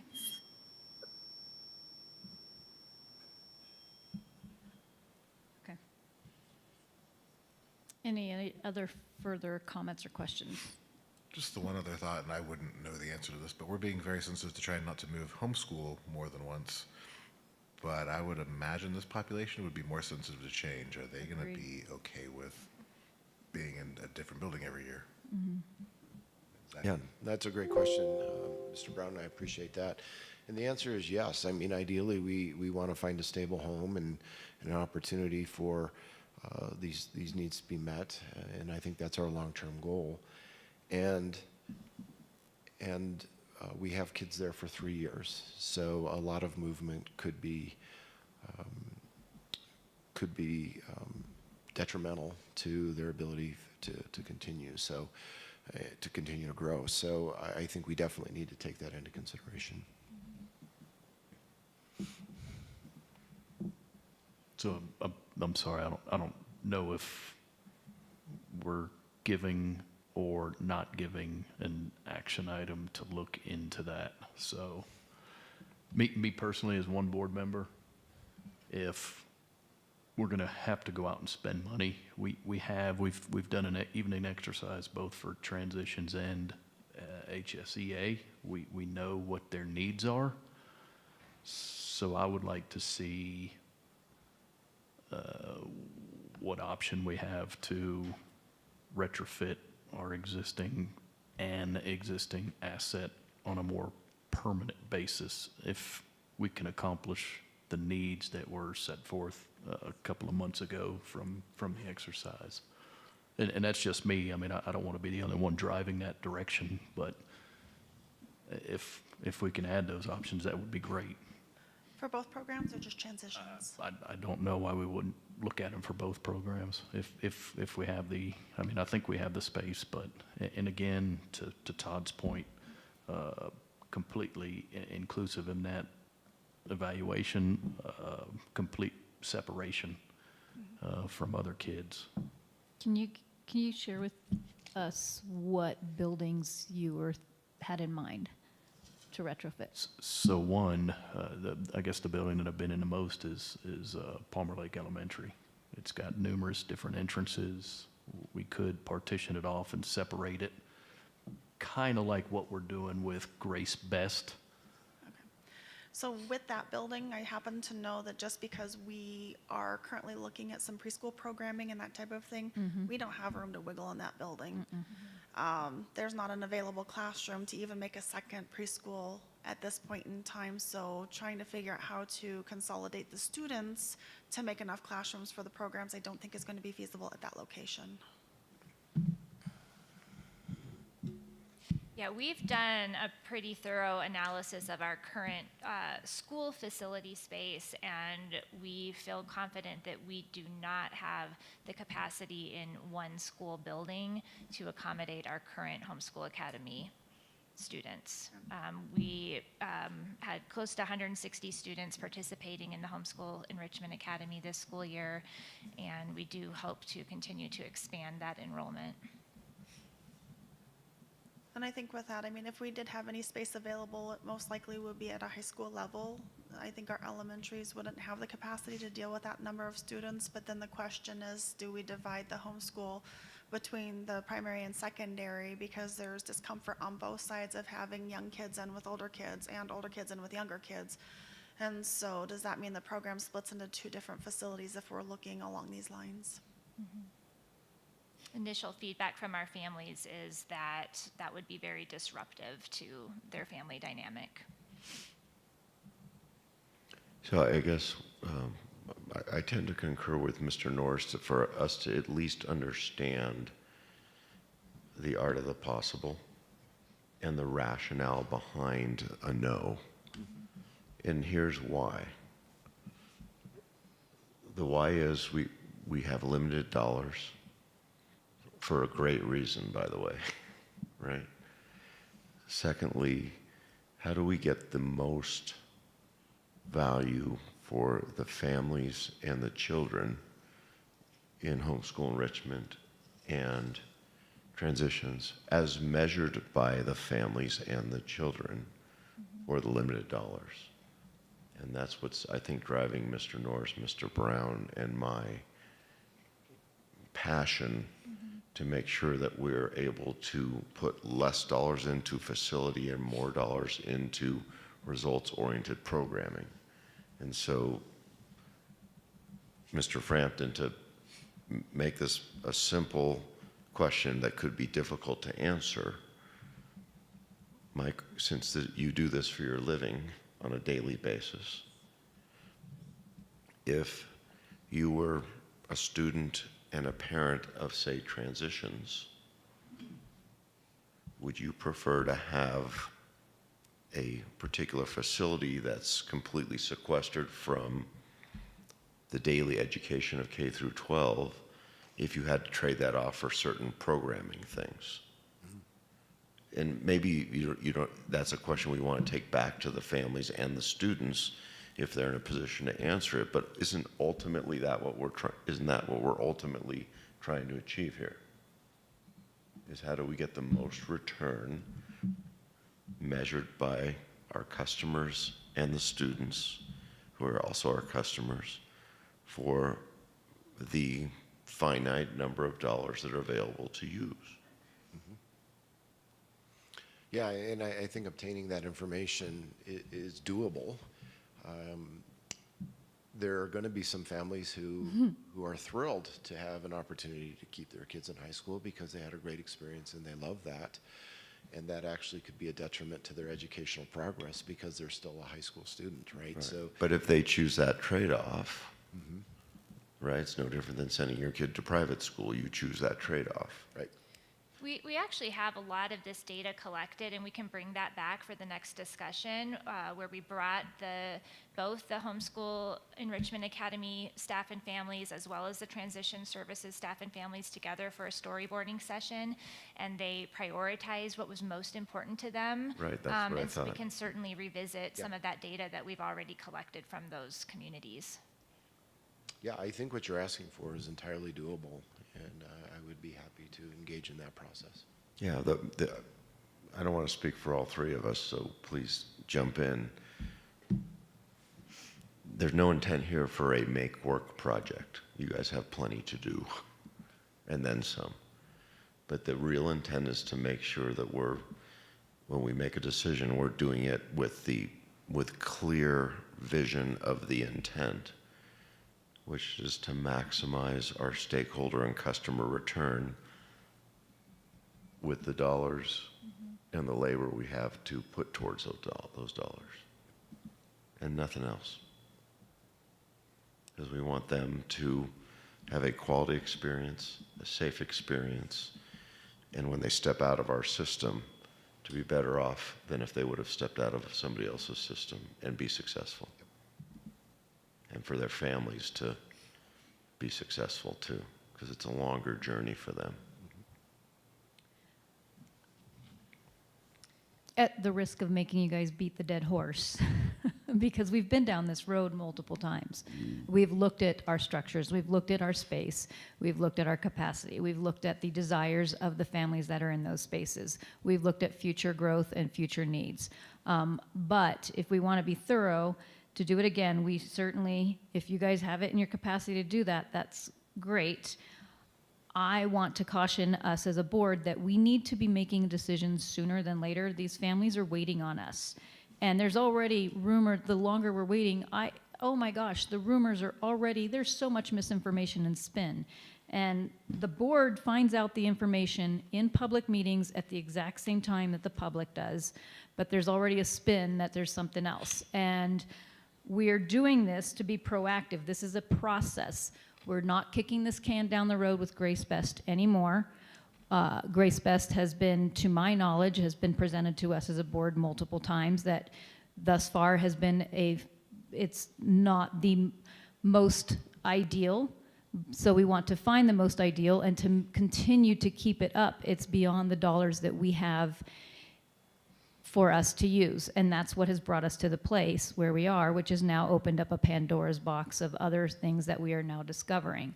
To my knowledge, there has been continued to be repairs on that building throughout my entire tenure on this board. The Homeschool Enrichment Academy has grown since my tenure on this board. The per pupil revenue continues to grow each year on my tenure on this board. So I just want to make sure that when we're exercising this, that we are doing it expeditiously, because we need to be making decisions before the end of this school year. And that is a promise that we gave these families on both sides, is that we would be deciding. And it doesn't just affect them. If we put Homeschool Enrichment Academy, it is not, transitions is required by law, correct? Yes. Is Homeschool Enrichment Academy required by law? No. So if we put them in, let's say that we do find a wing that can accommodate 6 classrooms at Palmer Lake Elementary School, and then something happens and Palmer Lake Elementary School grows, well, now they're going to have to find a new home again. So I'd like to find them a permanent home that suits their needs, that is best for them. And I want to make sure that we are finding a permanent home that meets the needs and suits our Homeschool Enrichment Academy. They're not widgets, they're students, and they deserve the dignity and respect that we should be giving them. And I'm just going to put that out there.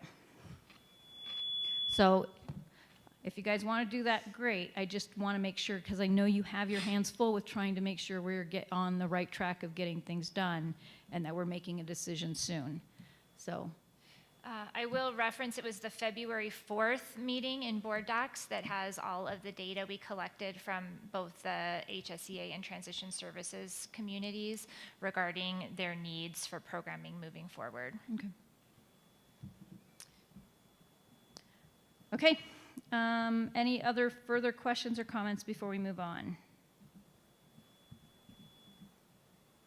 Then we will move on to B3, administrator position discussion.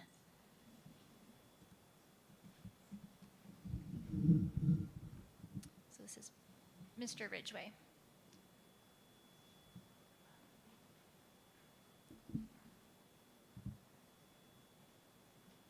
We see you, Mr. Ridgway. Okay, very good, thanks. And how can you hear me? Pretty good? We can hear you. Very good, all right. So this is an interesting topic. It comes up every so often, but one of the things I wanted to start out with was just talking about what information is regularly available regarding administrators. And so as I start to share screen here, that's the feedback. Is that us or you? Okay.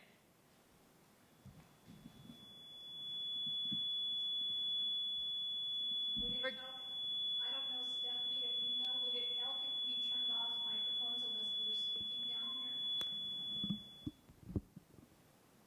It worked. In case something is picking up somebody's. That's it.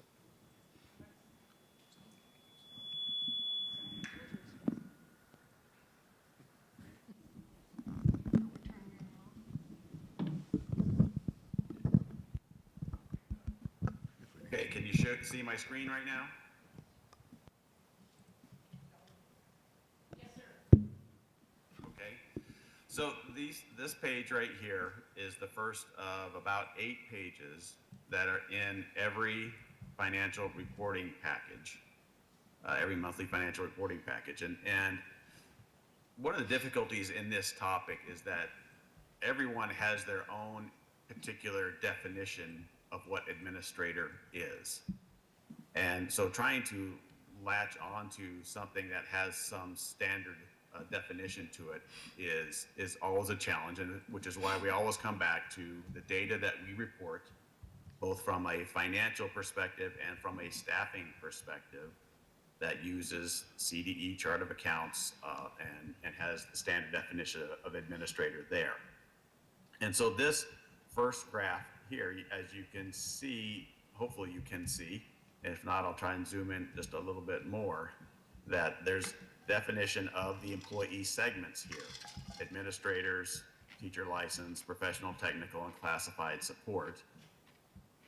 And what this also can give you just a brief hint is that administrators, while the vast majority sit in the general fund, it's not a 100% general fund issue. Beyond this first page, we take the numbers that are behind those graphs, and at the very bottom of this first page, we would see total administrators listed at 33 positions. If we go down the additional pages, we start to break this information out by location. You'll see administrator for every school, depending on how many administrators there are at that school, and then on down to the individual departments as well. Now, one of the things that I typically have done with this is to exclude operations support roles from this conversation. So when we have operations leadership positions, we don't consider those to be administrators in terms of a full school district strategic sense. They are the leaders and managers of their functions and roles, but not an administrator. So those are the pages that are in the regular financial report. The next level of information that is regularly available is on the financial transparency page, where there is a report that lists the administrator positions that are consistent with that definition that was reported in the financial reporting package. And so when I start with this page, this is actually the third page of that report. So it's the 24-25 current year version list of administrators. On this report, you will see 34 roles down as administrator versus the 33 that we have in the February reporting. And that has to do, of course, with not having a superintendent for the month of February. So we really are in sync between this reporting that is demonstrated here on its own separate page, again, on the financial transparency webpage, and the regular financial reporting information. I don't love to spend a whole lot of time on this page because it's just full of personally identifiable information. Again, there's 34 roles, there are 34 names associated with it, and then there's payroll information and salary information there, and it needs to be available, and I want it to be available, but I also don't like to belabor and spend a lot of time on it necessarily unless there are particular questions that would like to be asked. The one thing I do try in this particular report is to have categories of the roles, and so the first group is the returning staff in the same role. It's kind of the same category. People that have been there from year to year and are continuing in that role. Then there's a section where the role is the same, but there has been a change in the person filling that role. And that gets to the level of what I call the apples to apples comparison. And then at the bottom of this sheet is roles that are redefined with the same person, or roles that are restructured or added or eliminated. And that's something that happens every single year to a certain degree. There will usually be a few roles that are redefined, that are added, that are eliminated based on what the needs are of the organization as we go into a new school year / fiscal year. And I will say I put additional information in board docs under executive content that if you want to peel back the layers and see a little bit more information behind this, which we of course have, I put that in there for your use. This would be an example of Lewis Palmer Elementary School and the various roles that exist at Lewis Palmer Elementary School that total their 62 total FTE, 62.066 FTE, which includes, of course, one administrator. But you can see the number of teachers there and the various roles that exist from what we call a position control point of view. Position control is trying to aggregate some of the similar roles for strategic and budgeting, conversations. But it's one step before we get to the individual list of employee names. That file, of course, is something else that I've included in the executive content. If you would like to spend time looking at that. And the one that's called staff under executive content. And if you were to look that up, it's basically every single person listed and their payroll category that they are being paid from. So this is kind of the baseline information I wanted to present to you and show that we had available. Because as I mentioned at the beginning, people often have their own kind of personal definition of what administrator means. It can go all the way from a fairly restrictive definition of what we have with CDE, of meeting its principles and its executive district leadership. People can go all the way to the other extreme and say, well, it's anyone but a teacher. And so we can run the whole gamut in between there. And I think providing the information as I have here can allow someone to answer those various questions in between. And if there's a particular perspective you'd like me to aggregate and create a presentation for, I can definitely do that.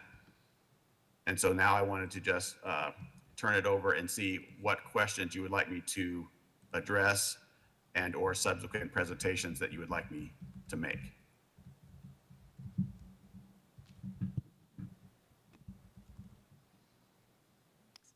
Questions?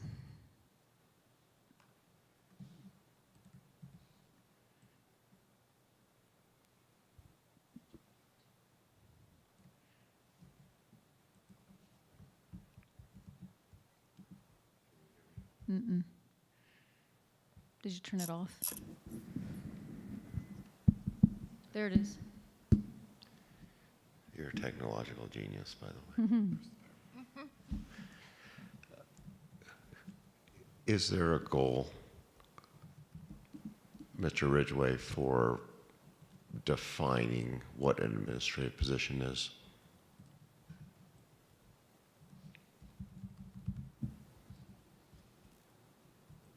I think a goal would be to understand what various audience or observers would like to declare as administrator and to be able to present that.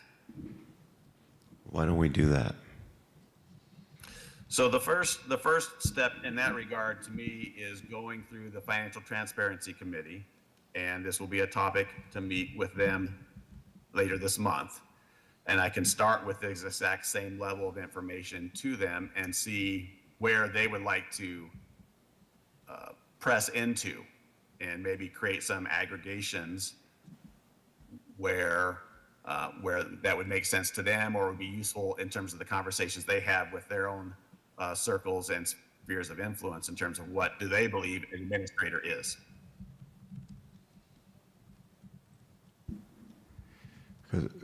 I think that's great. Once we get an agreed to definition, then at least everybody can look at this with one lens, correct? Ultimately, isn't this purely a metric to say what's the student to overhead ratio? that could definitely be one use of this data as a denominator, just like you're saying, in terms of student count.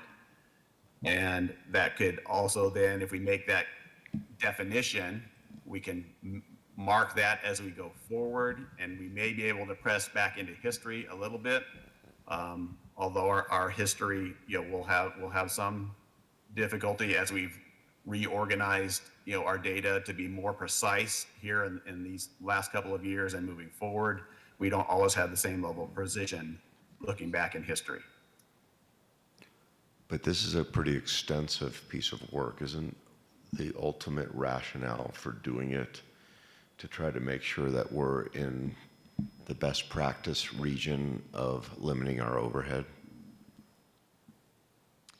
Yes, exactly. And I think another benefit it really has is to provide clarity as to whether the basic question is staff at Big Red growing or shrinking? That's something that we want to be aware of and approach that question head on. Or even at Small Red, right? And I would just add, is it the right size And to height meet staff, the school's needs? Because we are Right. getting feedback through our staff surveys, through our parent and community advisory committee, that we need to have the right size of support services, not too small and not too large. Right, and it probably has to have a degree of agility, but that's not where I'm going. That's the function. This is the fashion. This is what are you presenting? And so let's agree to what the it is of overhead. And then let's understand what overhead best generates the result, which is the function. I mean, this is not meant to be flippant. I don't care if we have 10 pieces of overhead for every teacher, if that produces better, long-lasting student outcomes and safety. I care about results that last. And so do our parents, and so do you. And most of you are parents. And so do the kids, because ultimately they're going to be the beneficiaries of it. So No, Go ahead, that's Brett. exactly right. And be able to facilitate conversations that we can talk together as large groups, large community to say, do we need additional investment in a particular area, or can we go with less investment in a particular support area? Right. And the outcome is X, and let's measure the outcome. And if we're not getting there, or let's figure out why and make the tweaks to get there, or if we overachieve it, let's figure out what went so well and see if we can sustain it and replicate it in the next adjacent areas. And if we do that well, people continue to flock to the district. And we get the right kids and the right teachers, and property values are maintained or go up, and the cycle works. And there's lots of puts and takes and peaks and valleys in the process, and that's part of the fun of what we do. Yes, and it's a continuously evolving scenario, right? Sometimes there will be areas of emphasis that we need additional investment on. We can talk about payroll, for instance. We knew that we had some difficulties in payroll last summer.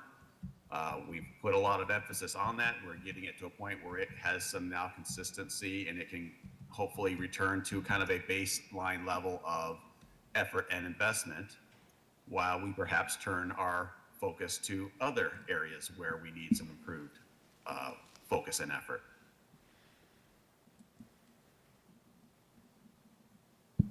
Agree.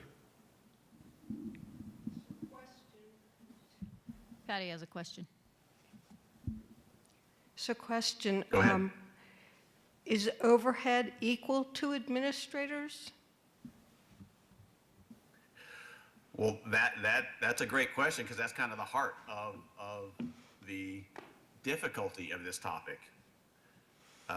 Because again, people could sometimes go to the extreme of saying anyone who's not in the classroom teaching is overhead. And so we need to have that definition established. I think that would be one extreme view.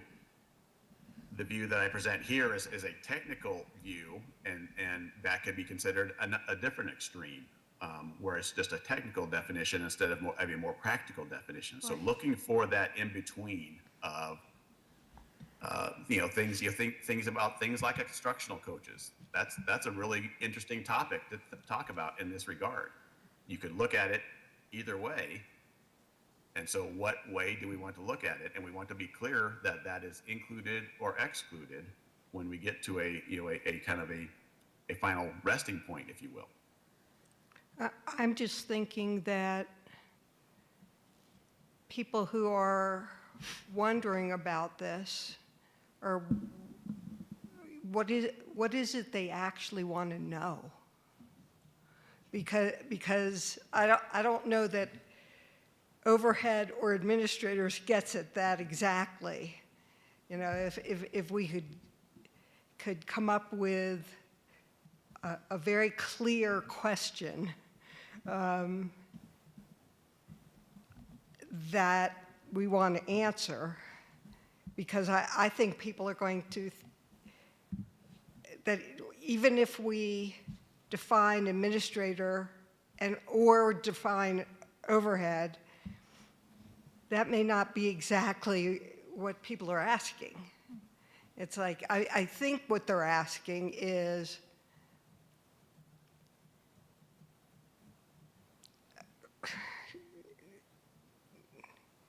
They want to know if we're top heavy. Right. right. They want to know if their tax dollars are well spent. They want to know if we've got people that aren't needed. And we're hearing these questions mostly at this time from our staff. And so I think taking this conversation, like Mr. Ridgway said, partly to the Financial Transparency Committee, but also to our Staff Collaboration Committee, and asking them that question, Dr. Schenk, what is it that you're wanting to Yeah, what are you trying to figure out here so that we can define it, and then define it so that in such a way that the metrics are obvious, and then measure it. And that's a very transparent way of doing that. You know, it's like, you know, you don't need to insinuate this or that, or we've got too many administrators or too much overhead. What exactly are we trying to figure out?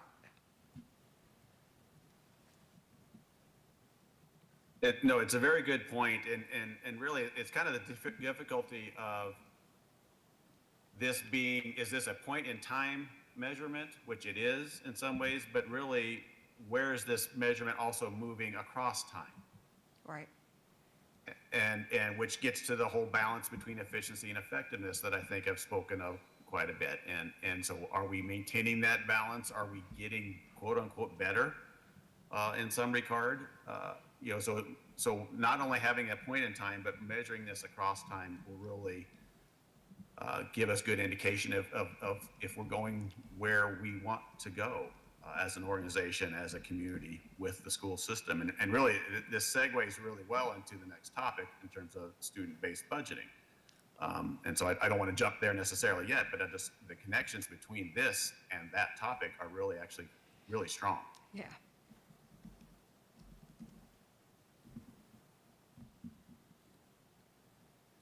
Any other thoughts or questions on the importance of this? Thank you for putting this report together. It's great. I know that this has been a topic that we sometimes get asked as well. So having this information to be able to use and understand and be able to share is valuable. Thank you, Mr. Ridgway. Sure, you're welcome, and I look forward to the additional conversation about it. Yep. Okay, you're still on deck, sir, with B4, student-based budgeting implementation.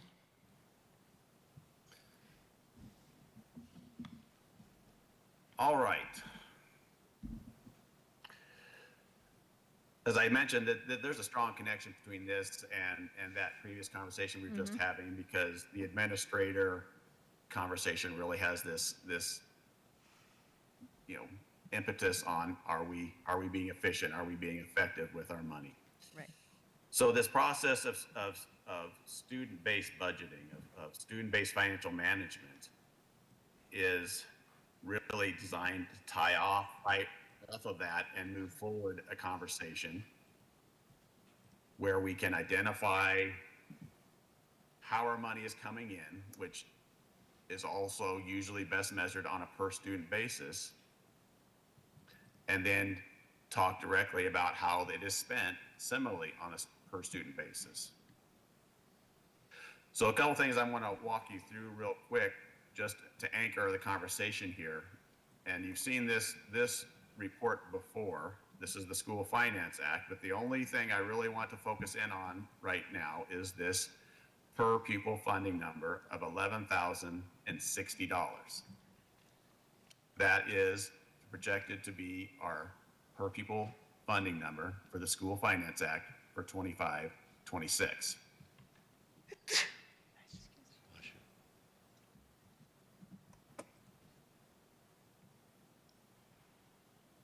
Now I'm going to go and open up other item from the agenda here.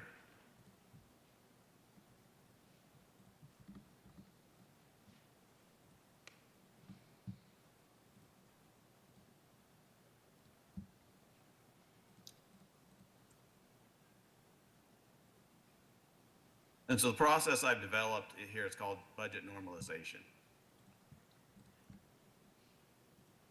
And this process, and you'll see that I included one of the prior national presentation summaries that I did 9 years ago now, and I did that only to provide some context and validation that this isn't a new thing, it's just new to District 38.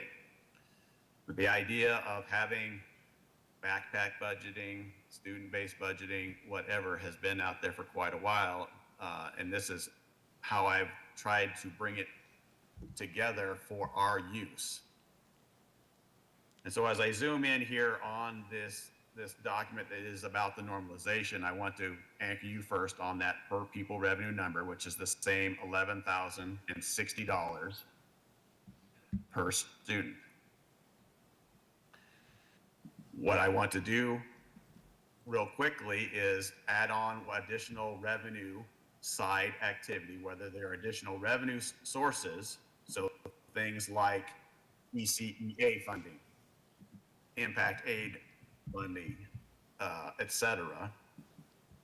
And then what we call revenue allocations, which are things like when we say we're going to do $2.5 million worth of capital projects next year. That is an allocation of revenue from the general fund.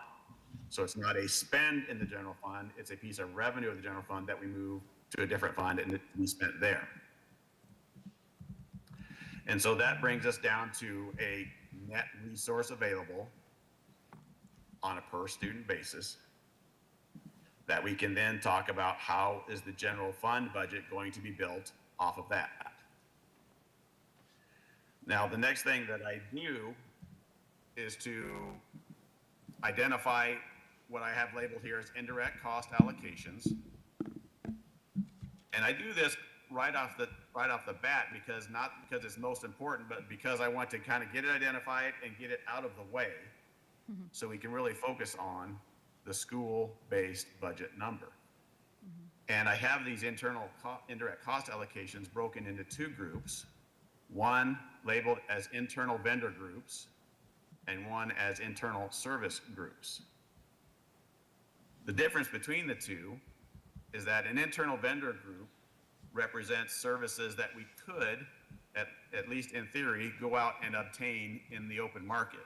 So things like facilities and maintenance, as you see, information technology, those are services that we could go out and contract for and do so pretty easily. And so it's our challenge there for those things to make sure that the services we're providing are at least as good and at least as cost efficient as we could go out into the market and obtain that way. The internal service group items are things that are more specialized to education, and so they're not as readily available out in the market. but they do have their own component of cost. And so we want to identify them and continuously look at and ensure that we are being as efficient and effective in those items as well. So this really speaks to this idea of overhead.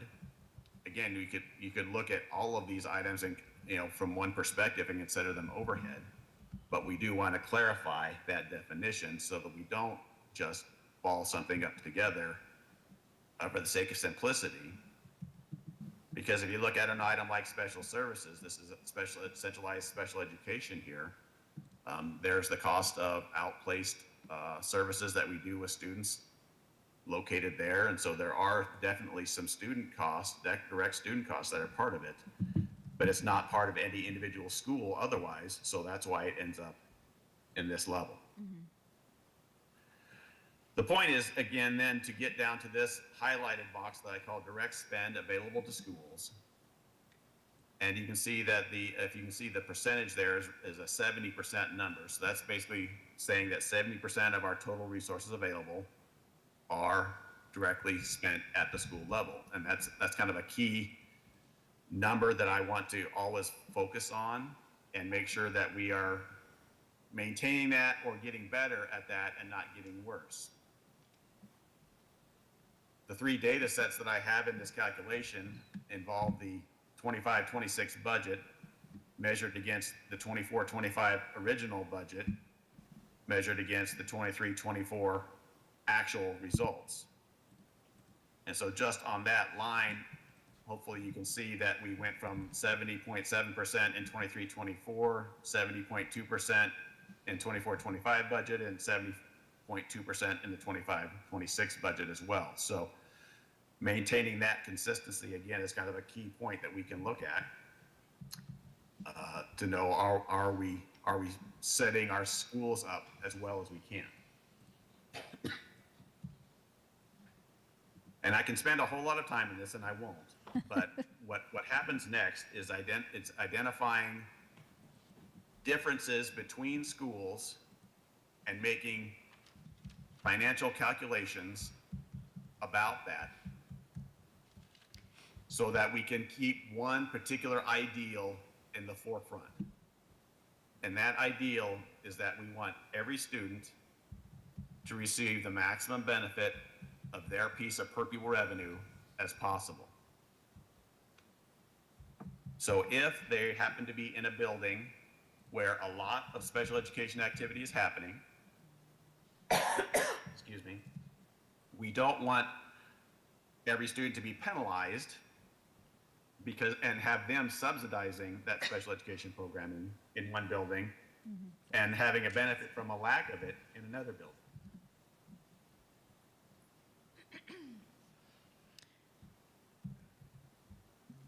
Well, you just answered my question. That was going to be, how do you make sure that you're doing that and measuring that to find that balance of efficiency and student-based budgeting in each building, but also making sure that if you have a building that has students or needs that, whether it's staff or resources, that building may have a smaller student count, but is not being, as you put it, penalized because of their student count, but that it's based on the students and the staff's needs. How do you is a matrix to measure that? Yeah, so what this section says here is that on average, next year, we're planning to spend $1,002.81 for every student in District 38 operated schools on special education. And then the individual adjustments listed by school is either an addition to that number or a reduction of that number. So at Lewis Palmer Elementary School, where there's a lot going on there, we actually add $928.77 for every LPES student on top of the $1,000 in order to make sure that their special education program is completely funded and doesn't affect the underlying, what I might call the regular education program in that school. Does that answer your question there? Yes, it does, but also, it does, but I'm assuming that entails a lot of partnership and collaboration with building leadership. Definitely. And this is also why I've been pursuing a lot of precision in the financial reporting and payroll processing and everything that we do so that it can facilitate and support this type of analysis. Brett, may I add some to this from the FTC? Yes. So to your point, Tiffany, we exercised through this, 3 weeks ago in the Financial Transparency Committee meeting, and the people there are very good at looking at this stuff and finding the Pope in the pizza. They're picking out the piece that has impact, right? And what we concluded, and it's not very far off the previous conversation we had about transitions and homeschool enrichment. Sometimes in the public sector, you have to pull the raw objectivity out and add in some of the mission so that certain segments of the community aren't left behind. And if we were to just do the raw numbers, we would have eliminated busing years ago, for example, because the quantity of dollars on a per pupil basis that the non-bused population contributes to the bused population makes no objective fiscal sense. But it may make fantastic functional sense for the district and the community. Mm-hmm. And this is another example of where we have to add in the non-raw binary objective pieces to achieve the mission of the public sector entity. And oftentimes, as much as some of us don't like it, that is why we have public sector tax-funded things. You're speaking to the choir on that one. I know I am in that particular seat. But there's a magic mix here. Mm-hmm. And I know I overuse the term, but there is a happy medium. And that's what I think Mr. Ridgway and the committee are working to find and to define. But we have to at least acknowledge that this particular piece, if you look at special student services, or in the previous example only, expending resources on transportation, has to be a happy medium, and there has to be some degree of concurrence and collaboration on both sides of the spectrum, and is an absolute art, not a pure science. And it's hard, and we're not going to make everybody happy on every single day. But if we can get 85 to 90% right, that's a B+, and I think those are good grades, right? Depends if there's grade. Inflation, I knew you were going to. I'm sorry. Not during the previous tax year. Sorry for being predictable. Yeah. Brett, did I capture the essence of what we talked about? Because that's more important than all the conjecture.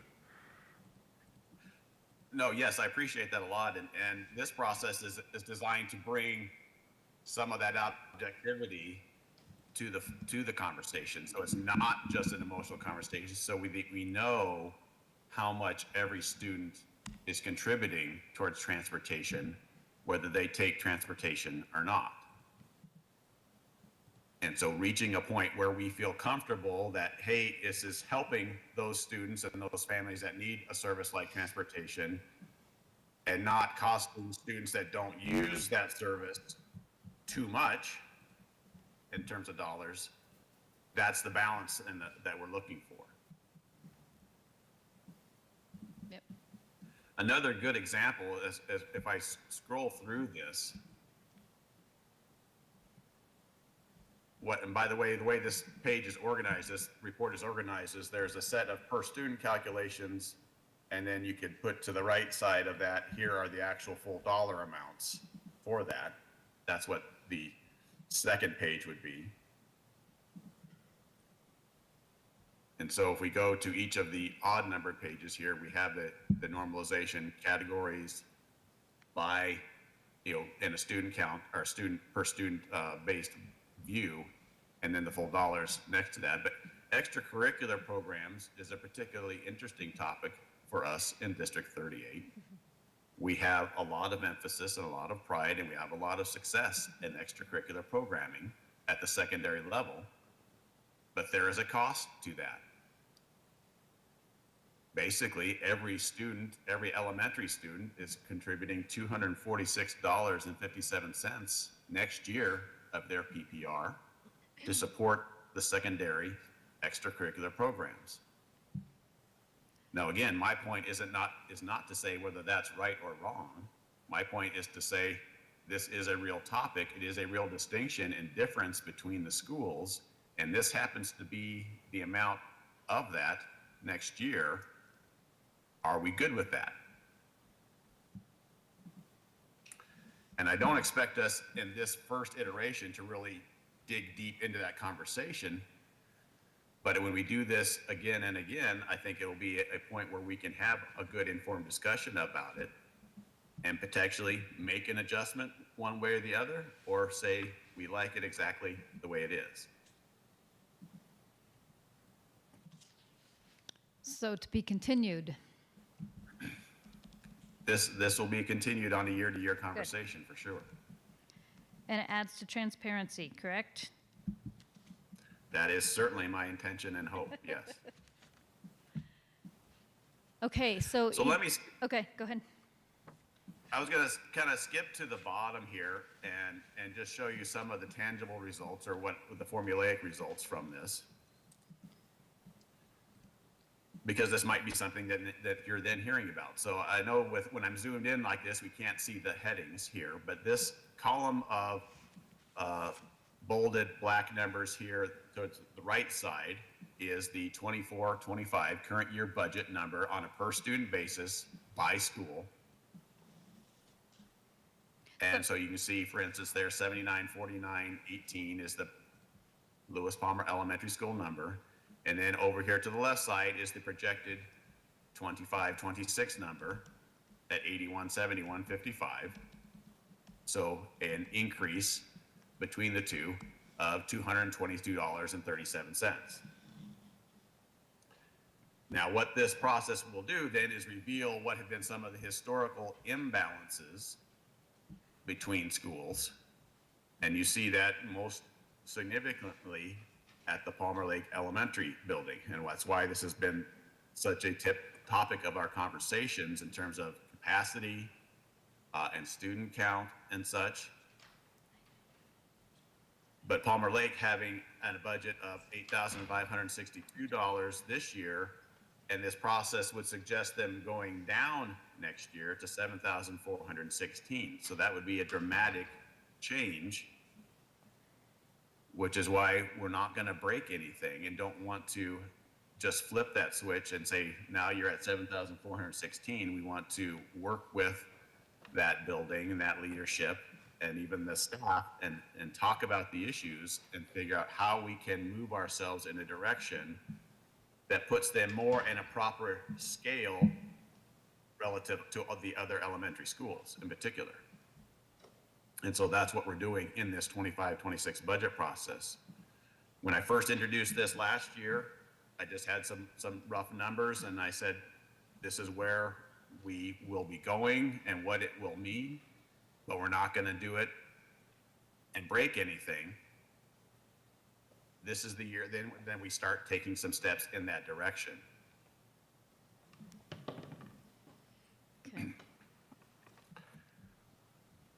I'll pause for a minute here because again, I could go on for this quite a while and it won't be very efficient or effective. So, Well, can we put this back on our work session for May to dig deeper into this again? Can we keep continuing this conversation so that we're very familiar? I'm certainly up for that if you guys are. Yes. And these conversations have been ongoing with our principal team. So we're really working with them to help them understand this and then to take advantage of attrition when we can, again, to make staffing the right size for each building. Okay. Mr. Ridgway, thank you so much for all this work. You're welcome. Thank you for facilitating my remote participation today. Well, we hope you're getting some more sunshine than we are. Yes, I am. Okay, so we're going to move on, and this will be to be continued. We also have a state budget that we will be discussing in the very, very near future as well. All right, anything else for the good of this order on this item before we move on? Okay. Thank you so much, sir. You're welcome. See you soon. See ya. Okay, B5 is our superintendent posting planning discussion. We're not going to go into details on things like what kinds of interview questions, things like that, because we want to make sure that this is a fair process.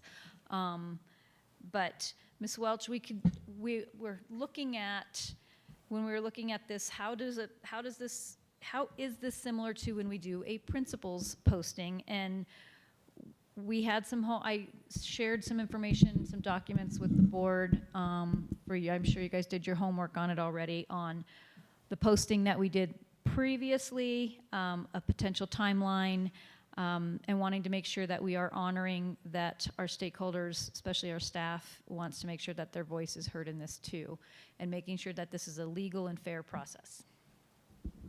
So if you have any thoughts before we dig in. I am happy to support you and do a comparable process for what we do each time we hire a different principal or administrator in the district. So happy to help through the process, including if you're going to post in D38, I'm happy to do that. Happy to really work with you to get the posting to where you want it, all the wording and description correct, and then I'll help you as much as you'd like through the process. I'm happy to work with you to help you to come to an understanding of how we typically do the process, which involves bringing people together who have interests to develop a list of desired attributes, to engage people and who would like to actually participate in the advisory committee process. And then once that's determined, you give time for people, to actually collect that information. But once that information is determined, then I would work with the teams to then move forward with interviews. And once we get to that process and we train people, that's when we look at interview questions and do things like that. But happy to help. Okay. Why don't I open it up? Todd and Ron and Patty. Chris had to step out. We have budgeted for this discussion to go till noon, so let's see if we can keep it in that. Let's start with timeline.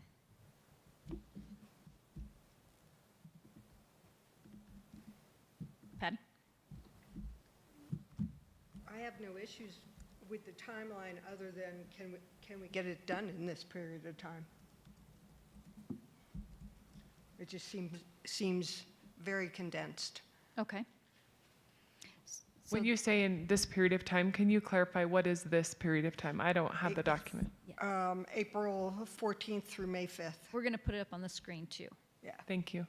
And some of this timeline came from speaking with Kathleen Shriverdecker as well as Walt Cooper in getting a sense of what would that look like for an internal posting. So yeah, we're going to pull that up on the screen, which would show a potential of posting live on April 14th. Patty, I don't think it's It's not set in stone. finalize the process by the 5th, but it's have the candidates available and then start the interviews on the 5th. Of May. That's giving 15, 20 days to get applicants in and then start the process. Okay. Yeah, I see your point. Is this in line with when we do, say, an administrator or a principal search? It's comparable. It will not be difficult if you already have something in mind to get the posting put together and posted for the 14th. If you decided you wanted it sooner, it doesn't take me long to do those if you have the wording already all ready to go. And then leaving it up in time. So the 14th, the difference between the 14th and the 5th is that 3 weeks? Sorry, one sec. So yeah, it looks like it's about 3 weeks. I think if you're going to leave the posting up for 2 weeks, that gives you time to prepare for the 5th. I don't think you could leave it up for 3 weeks and then have the interviews on the 5th. You'd want there to be a little bit of time between when the posting closes and the day of the interviews. So Just about 2 weeks. Yeah, 2 weeks would be, I think, fine, especially with an internal process. I think that 2 weeks is sufficient. So if we posted on the 14th and then left it open for 2 weeks, and then had opportunity for panel and then board interviews on May 5th, and then how long would what is the time frame that we're needing to be required to do an announcement? And does this timeline, by the way, work for my fellow board members?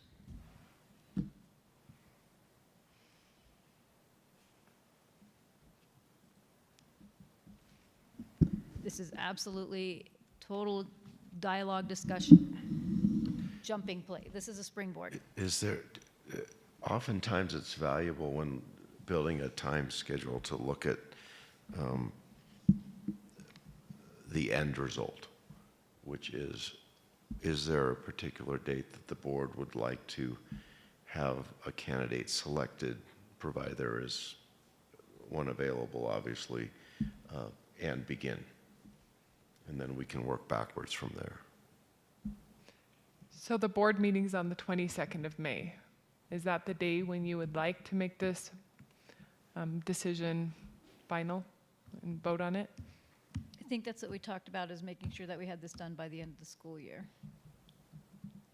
Okay. So if board interviews begin on May 5th, and for all I know, that's a Monday, I'm not looking at a 30-day calendar yet. It is Monday.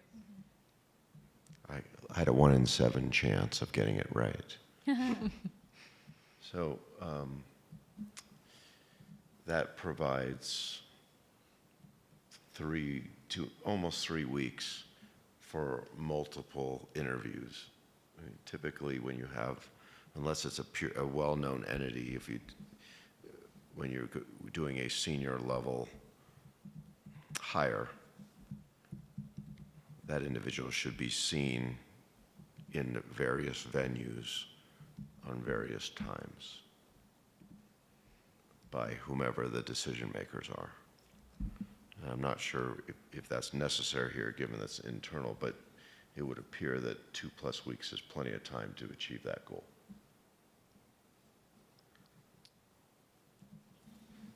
Do you guys concur? Yeah, so that would make it so that we would post on the, so yeah, that gives us, Given it's instead of the 29th, we could do the 28th. Is that 28th? 1, 2. And then interviews, and then and then we would announce on the 27th. And I'm really sorry. It looks like I was wrong. The board meeting in May is on the 19th. It's on a Monday. Sorry about that. You got a 1 in 7 chance. Yeah, I had it on April for a minute, so. So May 19th would be the date we would announce. Working backwards, to your point, Mr. Schwartz. Ron, so if we were working backward from May 19th to announce, that would give us the 5th to interview with the board. We also have graduation in there, let's not forget that. And finals. I likely won't be in town on the 5th either. And Teacher Appreciation Week is that week as well. Okay, so what works for you, Mr. Brown? One sec. Just a question of rules of engagement, since we are public sector. Does this type of interview have to be done by the entire board in a panel type model, or can there be individuals? In other words, if Mr. Brown has a previous commitment that doesn't make sense to move, can he do a different interview time with the candidates or candidate? I have a preference, but I'd like to hear what the rest of the board feels. I think it probably makes sense for us to all be together so that we are hearing the exact same things from the exact same people, so that when we deliberate, we can refer to that if possible, so we can move the date, right?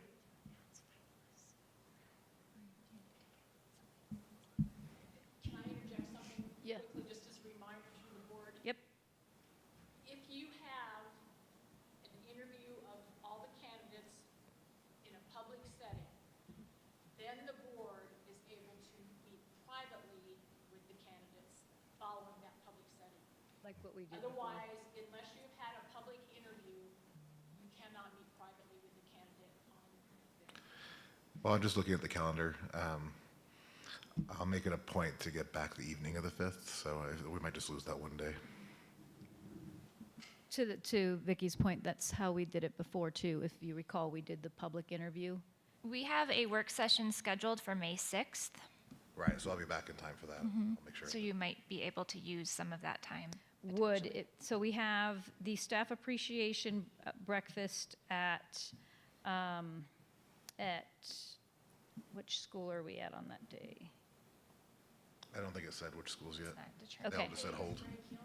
Okay, so my point is that we could do this all day, where we have our staff appreciation breakfast at 7:30, and then a Board of Education work session at 9. Following that Board of Education work session, do we want to do an interview at that point? I'm sure I can make that work. Or do we want to turn the entire work session into an interview? Public? We would have to do it public, and then we can interview them similar to how we did it before with an executive session. I didn't know if the laws were different with internal candidates or not, so thank you for. I doubt we could make the entire work session about that, and we have other business to Sure. deal with. So Start at noon? Seems like that's a habit with us right now with our work sessions. for me, I can make that work. I don't know if anybody Ron, else. can you make noon on the 6th? 6th work? Yeah, when do we think we're going to finish, just so I can sequester the time on the calendar? That would depend on how many candidates we have and how many questions we are asking. 2 or 3? Yep. Are you wanting to have the other opportunities for interviews, maybe with like other advisory committee team members, maybe some school-based, district-based, community-based? Are you wanting that to happen on the 6th as well? We could do that. Can we do that beforehand? So one thing that we have done at the schools and in the departments sometimes is have the first day be a day where we have the interviews with a little bit more involvement, and then the second day be where it's a smaller group, like for instance, the executive team when we're deciding on a principal, or maybe the board when you're deciding on a superintendent. So just a thought, maybe on the 5th you could do a little bit of involvement with a couple board members, but have some of those other teams involved that would be representative of the schools and district and community voice. And Ms. Welch, I apologize if this is what you're already saying, but when we have hired executive level leaders in the past, we have used this building to have several different committees and then have candidates rotate through. Okay. Yep. So what makes sense to me for a cadence, and I would love to hear from Todd and Ron and Patty as well, and if you have any thoughts, the cadence would seem to make sense to do that part of it with the some select committees to do that on the 5th, and then have the board do the interviews on the 6th. And then if we would like to go into an executive session to finalize that the way we did before, we can do that, but it may be that we don't need to. We would need to go into executive session to discuss, but we don't necessarily need to have an executive session interview if we don't feel we need to.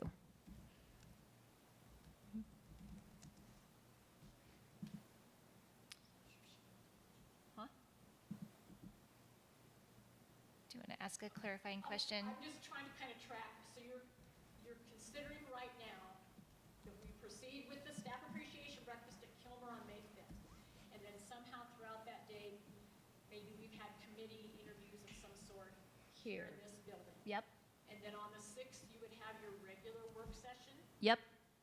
Followed by, Executive session? no. If yeah, you could meet in executive session if you want to call that or a special meeting or whatever to hold your private interview with the candidate. But don't we still need to have a public interview first, right? Yes, but those could, Those would be that on the could be part of 6th. The one on the 5th. Like you could have a PCAC, a parent, a staff committee, whoever in this building, you could potentially hold, like we did previously, some type of an open house evening event on the 5th. That would be a candidate forum with interviews. Remember last time we had students ask questions? That could look however you want. And then on May 6th, you'd have your work session, and then you could enter into your private time of interview with the candidates. I have a preference again, but I would like to hear from my fellow board members before expressing my thoughts, or I can express them first. My thought would be to do the group interviews on the 5th. And then I don't know that we need to do a meet and greet because these are internal candidates and they will have already been meeting with, they should be very visible in the schools and with the community already. So I don't know that we need to do that, go to that extent. The question I have is the role when the board, we as board members, when do we want to engage in that interview process? And do, Well, if the various committee interviews happening here on May 5th, yep, if they are closed, or it's just the committee, I think you have to make sure that there has been a public forum of all candidates being interviewed before you can meet privately with the candidates. so. Can we check with our legal counsel on if those committees are open and available for someone in the community to attend, if that meets that legal requirement? okay. I have an appointment to talk to Kristen Edgar today. I'm happy to ask. Okay, perfect. Okay, so then working back, we as a board will interview either publicly or in executive session following our board work session on the 6th. I don't know how many candidates we have, but we could allot an hour. How much did we allot before? I believe it was 90 minutes. Was it 90 minutes? Good job. Thank you for remembering. I just remember, I don't know why. So if we allot 90 minutes per candidate, let's say we have 3 candidates, then you're allotting that amount of time. Ron, does that work for you? Yes. Todd? Patty? Yeah. I will make the entire day of, And what about the board deliberation? wait, I gotta, Okay. I might have.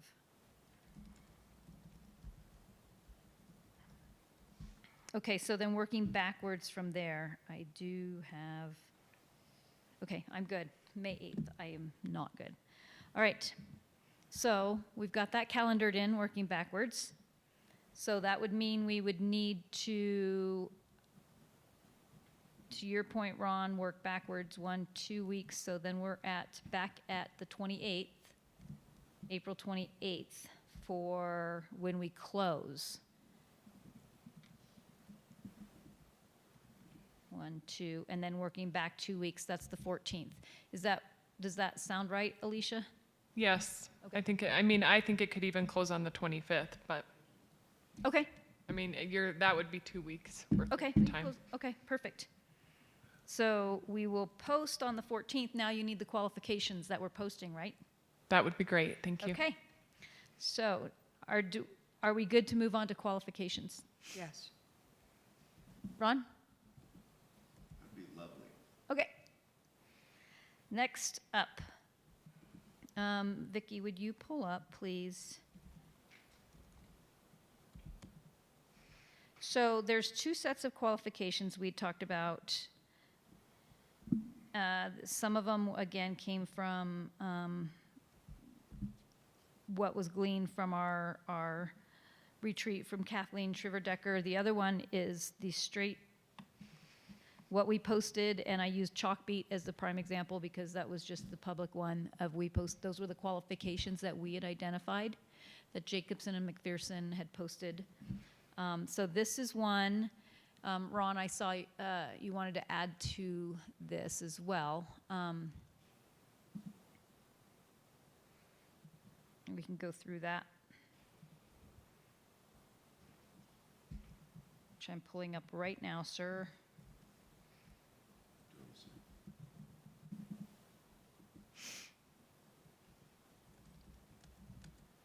Okay. While we're talking about time frame, can we please add a executive session to our upcoming board meeting so that we can discuss the questions that will be asked? Does that work for you guys? Yep. I mean, yeah, that will be or we'll have to do it as a special meeting.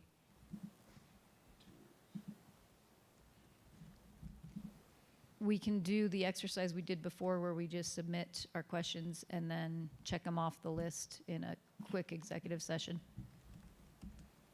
I'm sorry to backtrack on time frame, but I wanted to make sure that we had that open too. It's the 22nd. Yes, sir. I will be coming in remote that one. So as long as it's not too late, I can do an executive session. Is that a big agenda on that board meeting? What meeting are you referring to? The 22nd. What date are we talking about here? So I wanted to backtrack on dates because we need to formulate our questions we're going to ask. April 22nd? That's the next board meeting. Yeah. We either have to do it April 22nd or we have to do it as a special meeting, which we can throw out some dates and ask Mr. Norris. We can do it as a special meeting. We could probably even do it as a Zoom meeting. That's what I was thinking. Okay. We'll collect dates on that. So going back to qualifications.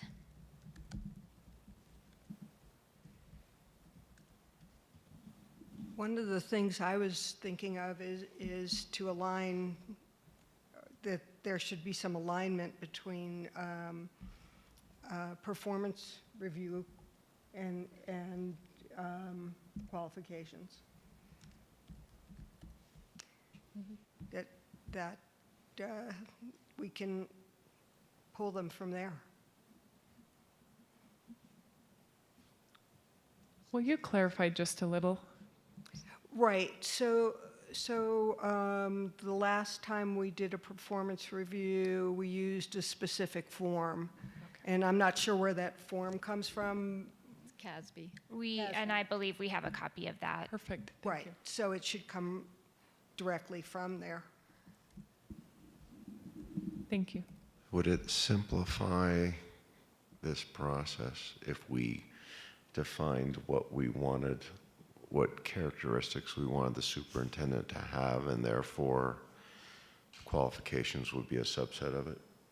Yes, and that is, if you want to pull up the other one, we've gone through this exercise already. Right. We have. Same set of people went through it, right? So based on the characteristics that we had identified, these were the qualifications that was listed when we posted it. This is a job listing. These were the qualifications.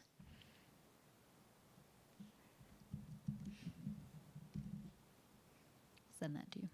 Thank you. Does this still align?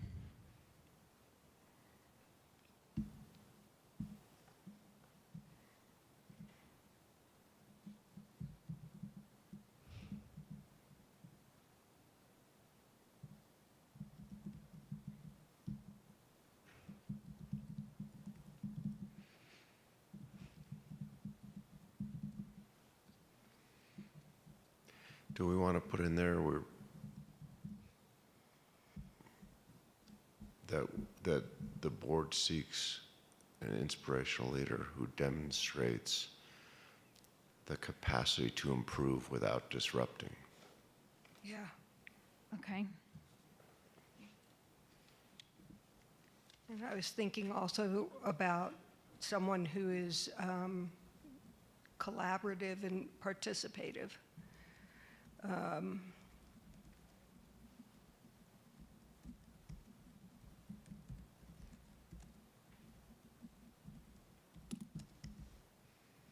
So I'm taking your notes. Collaborative. I'm just wondering if it's embedded in there. Yeah, it might be.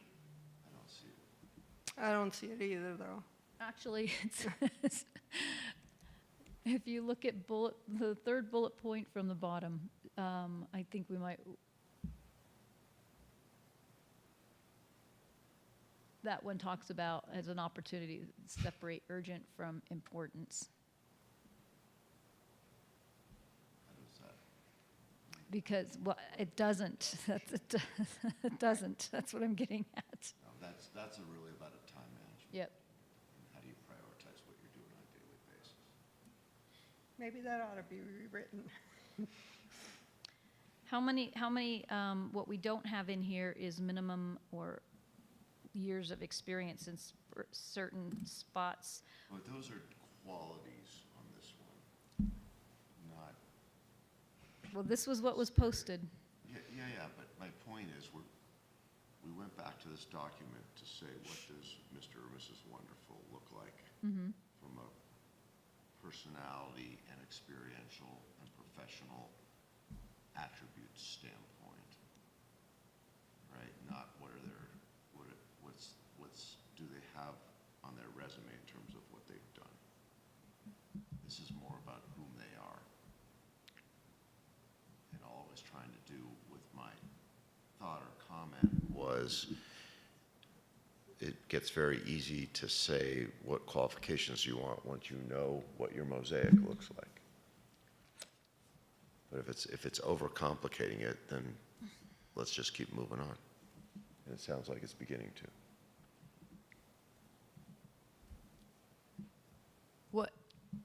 What other qualifications, or do we want to alter this document? Do we want to add to it? Do we want to eliminate from it?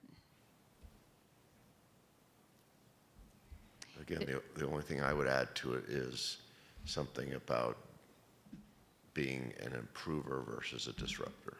Yeah, capacity to improve without disruption. Yeah. Okay, can add that to that.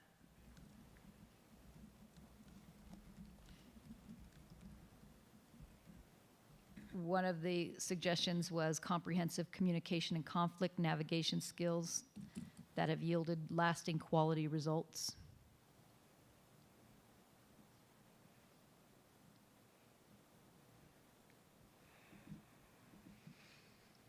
Ron, you had said something I really liked, and it's experience implementing large-scale organizational improvement initiatives with evidence of successful outcomes and lessons learned from less than satisfactory outcomes. I don't know if that's a question or a qualification so much, but I thought that was very important to capture. Right. And it also speaks to the capacity to have some humility, right? And some vulnerability. But that can be a question. Yeah. That's a quality interview question. So what we're looking for is what to give to Ms. Welch for the posting.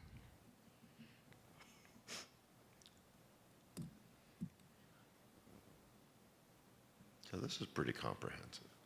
I think it is too. I agree. And the other things I would add to your point, when you talk about qualifications and also experience, right? How much experience, like 5 years of school leadership experience or a minimum of 3 years of district leadership experience. Active administrator's license in Colorado would be important. Yeah, it's traditional to have that. Yeah. But is there any specific experiences that, beyond what the other document had, is there any other experiences?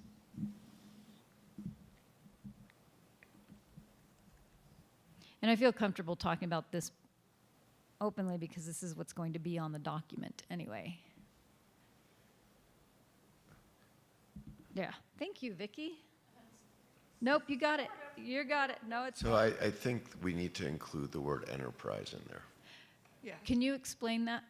Yeah, it's managing more than purely a building.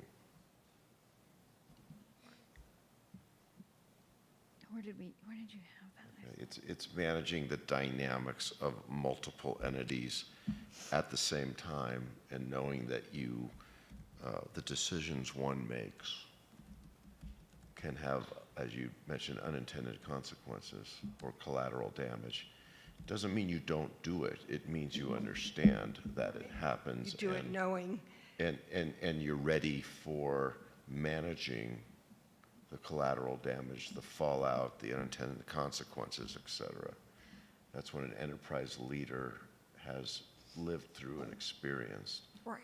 Doesn't mean somebody can't do it organically without that experience, but it's very, very challenging.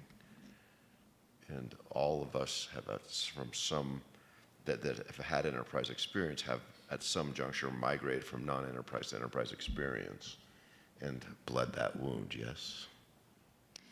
I was thinking you were talking about the enterprise built. No kidding. No, I'm actually talking about the spaceship in Star Trek. That's what I was hoping for. That's NCC 1701D. I was going to start singing. So do we want to say use the word enterprise, or is there more? Enterprise experience. Okay. I didn't know if system or, because minimum of 3 years of district leadership experience. In the event that somebody needs clarification of enterprise, now you know what that means. I didn't. I mean, I did, but I didn't. Does that make sense? I wanted to make sure I understood. I added it Did as you part of capture it? the explanation. Okay. Yeah. And I will share some of this. I will make sure that we get this all shared to Yeah, we can. all you guys. work together. Sorry, I just realized that. Okay, so we have a timeline. We have qualifications. Our interview questions, we will find a date to have a special meeting to develop those. The last piece of this that we need to discuss is who is going to be how large, how small, and how many stakeholder groups and time-wise. And part of me says do we have the ability to delegate that to our human resource director to come up with that? I love doing things like that. So give me a task. I'm very task. And we do have a process that has been successful with hiring principals and other executive leaders that could easily be deployed in this process. Are we comfortable delegating that to Ms. Welch? If you end up becoming a candidate, this is going to be a little weird, though. Not going to happen. So it'll be good. Okay, so Ron's not here. There's the three of us. We are in consensus to delegate what that process looks like and to mimic what works well with us. Sounds good. Okay, so we have timeline, we have qualifications, and we have process nailed down.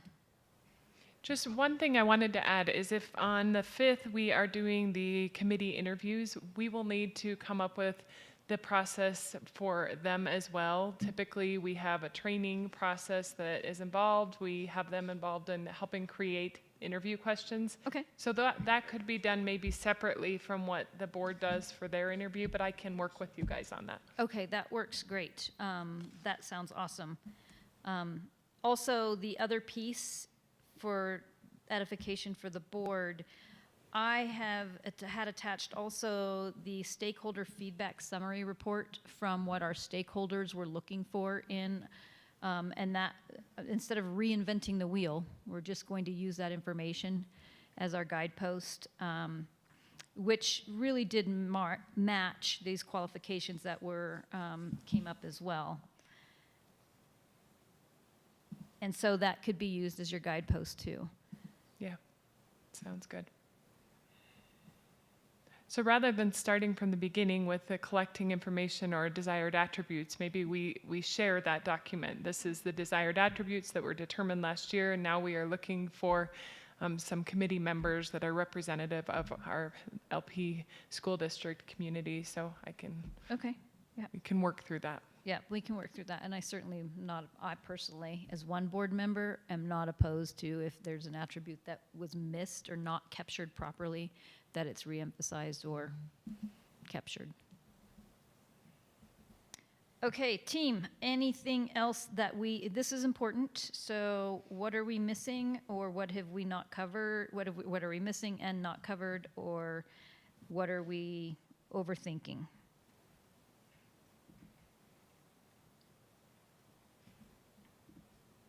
Patty, Ron, Todd?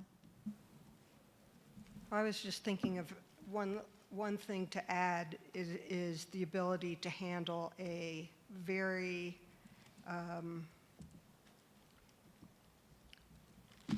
a community with lots of opinions, and to be able to handle that so that it doesn't take, I mean, because it really is a huge part of our of dealing with, you know, with the job is also handling a community that voices their opinions and insists upon being heard. And, you know, it's like, I think that's a big part of our job here. Well, maybe not a big part of it, but it's certainly an important part of it. Comprehensive communication and conflict navigation skills. Right. I believe, yes, I agree with you. I want to make sure, is it not, if it's not in here, I agree we should, personally, as one board member, I agree that if it's not covered in here, we should definitely make sure that is covered. I don't see it. I mean, it's not just the ability to earn trust, but to deal with conflict, you know. There was a question that we could, building credibility and fostering engagement across stakeholder groups. Does that make sense? Yeah. Ability to build credibility and foster engagement across stakeholder groups. I would add deal with conflict. Just manage conflict. Yeah, manage. Conflict management. Yeah.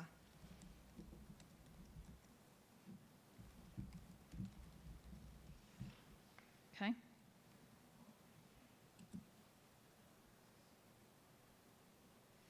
Yeah, so we did have on there comprehensive communication and conflict navigation skills. And Ron, you had said that have yielded lasting quality results. Yeah, I like that. Okay, we'll use that one for sure.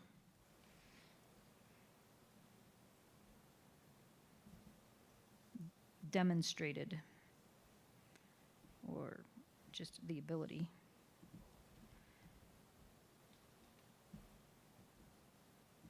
Okay.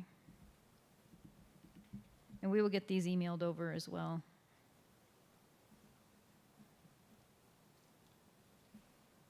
Anything else?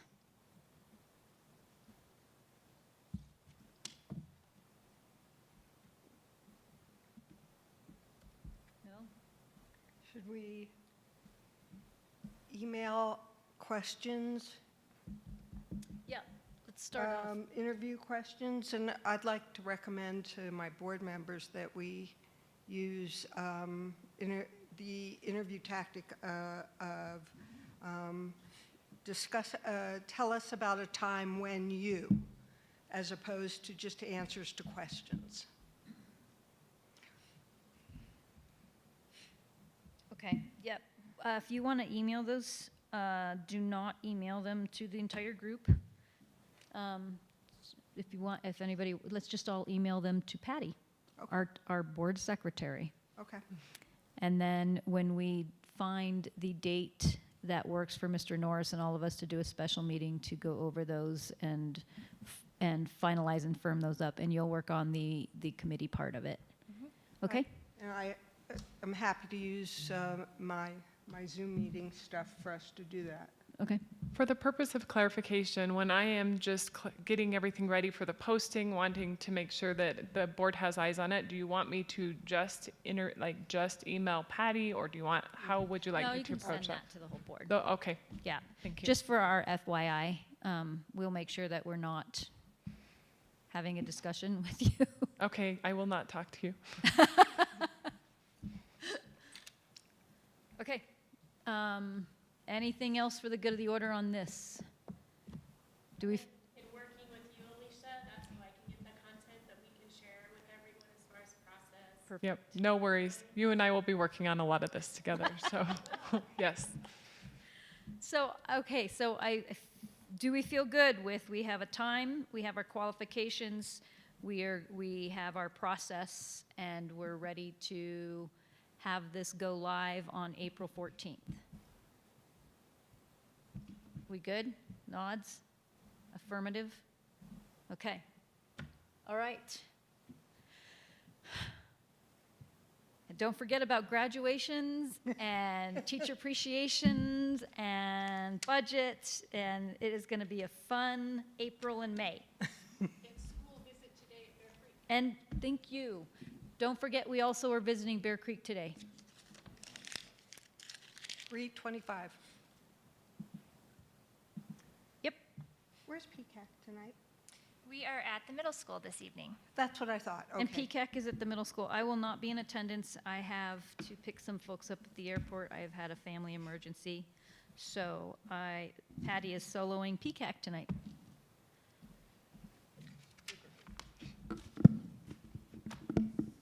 And if there's nothing else for the good of the order, then we are adjourned.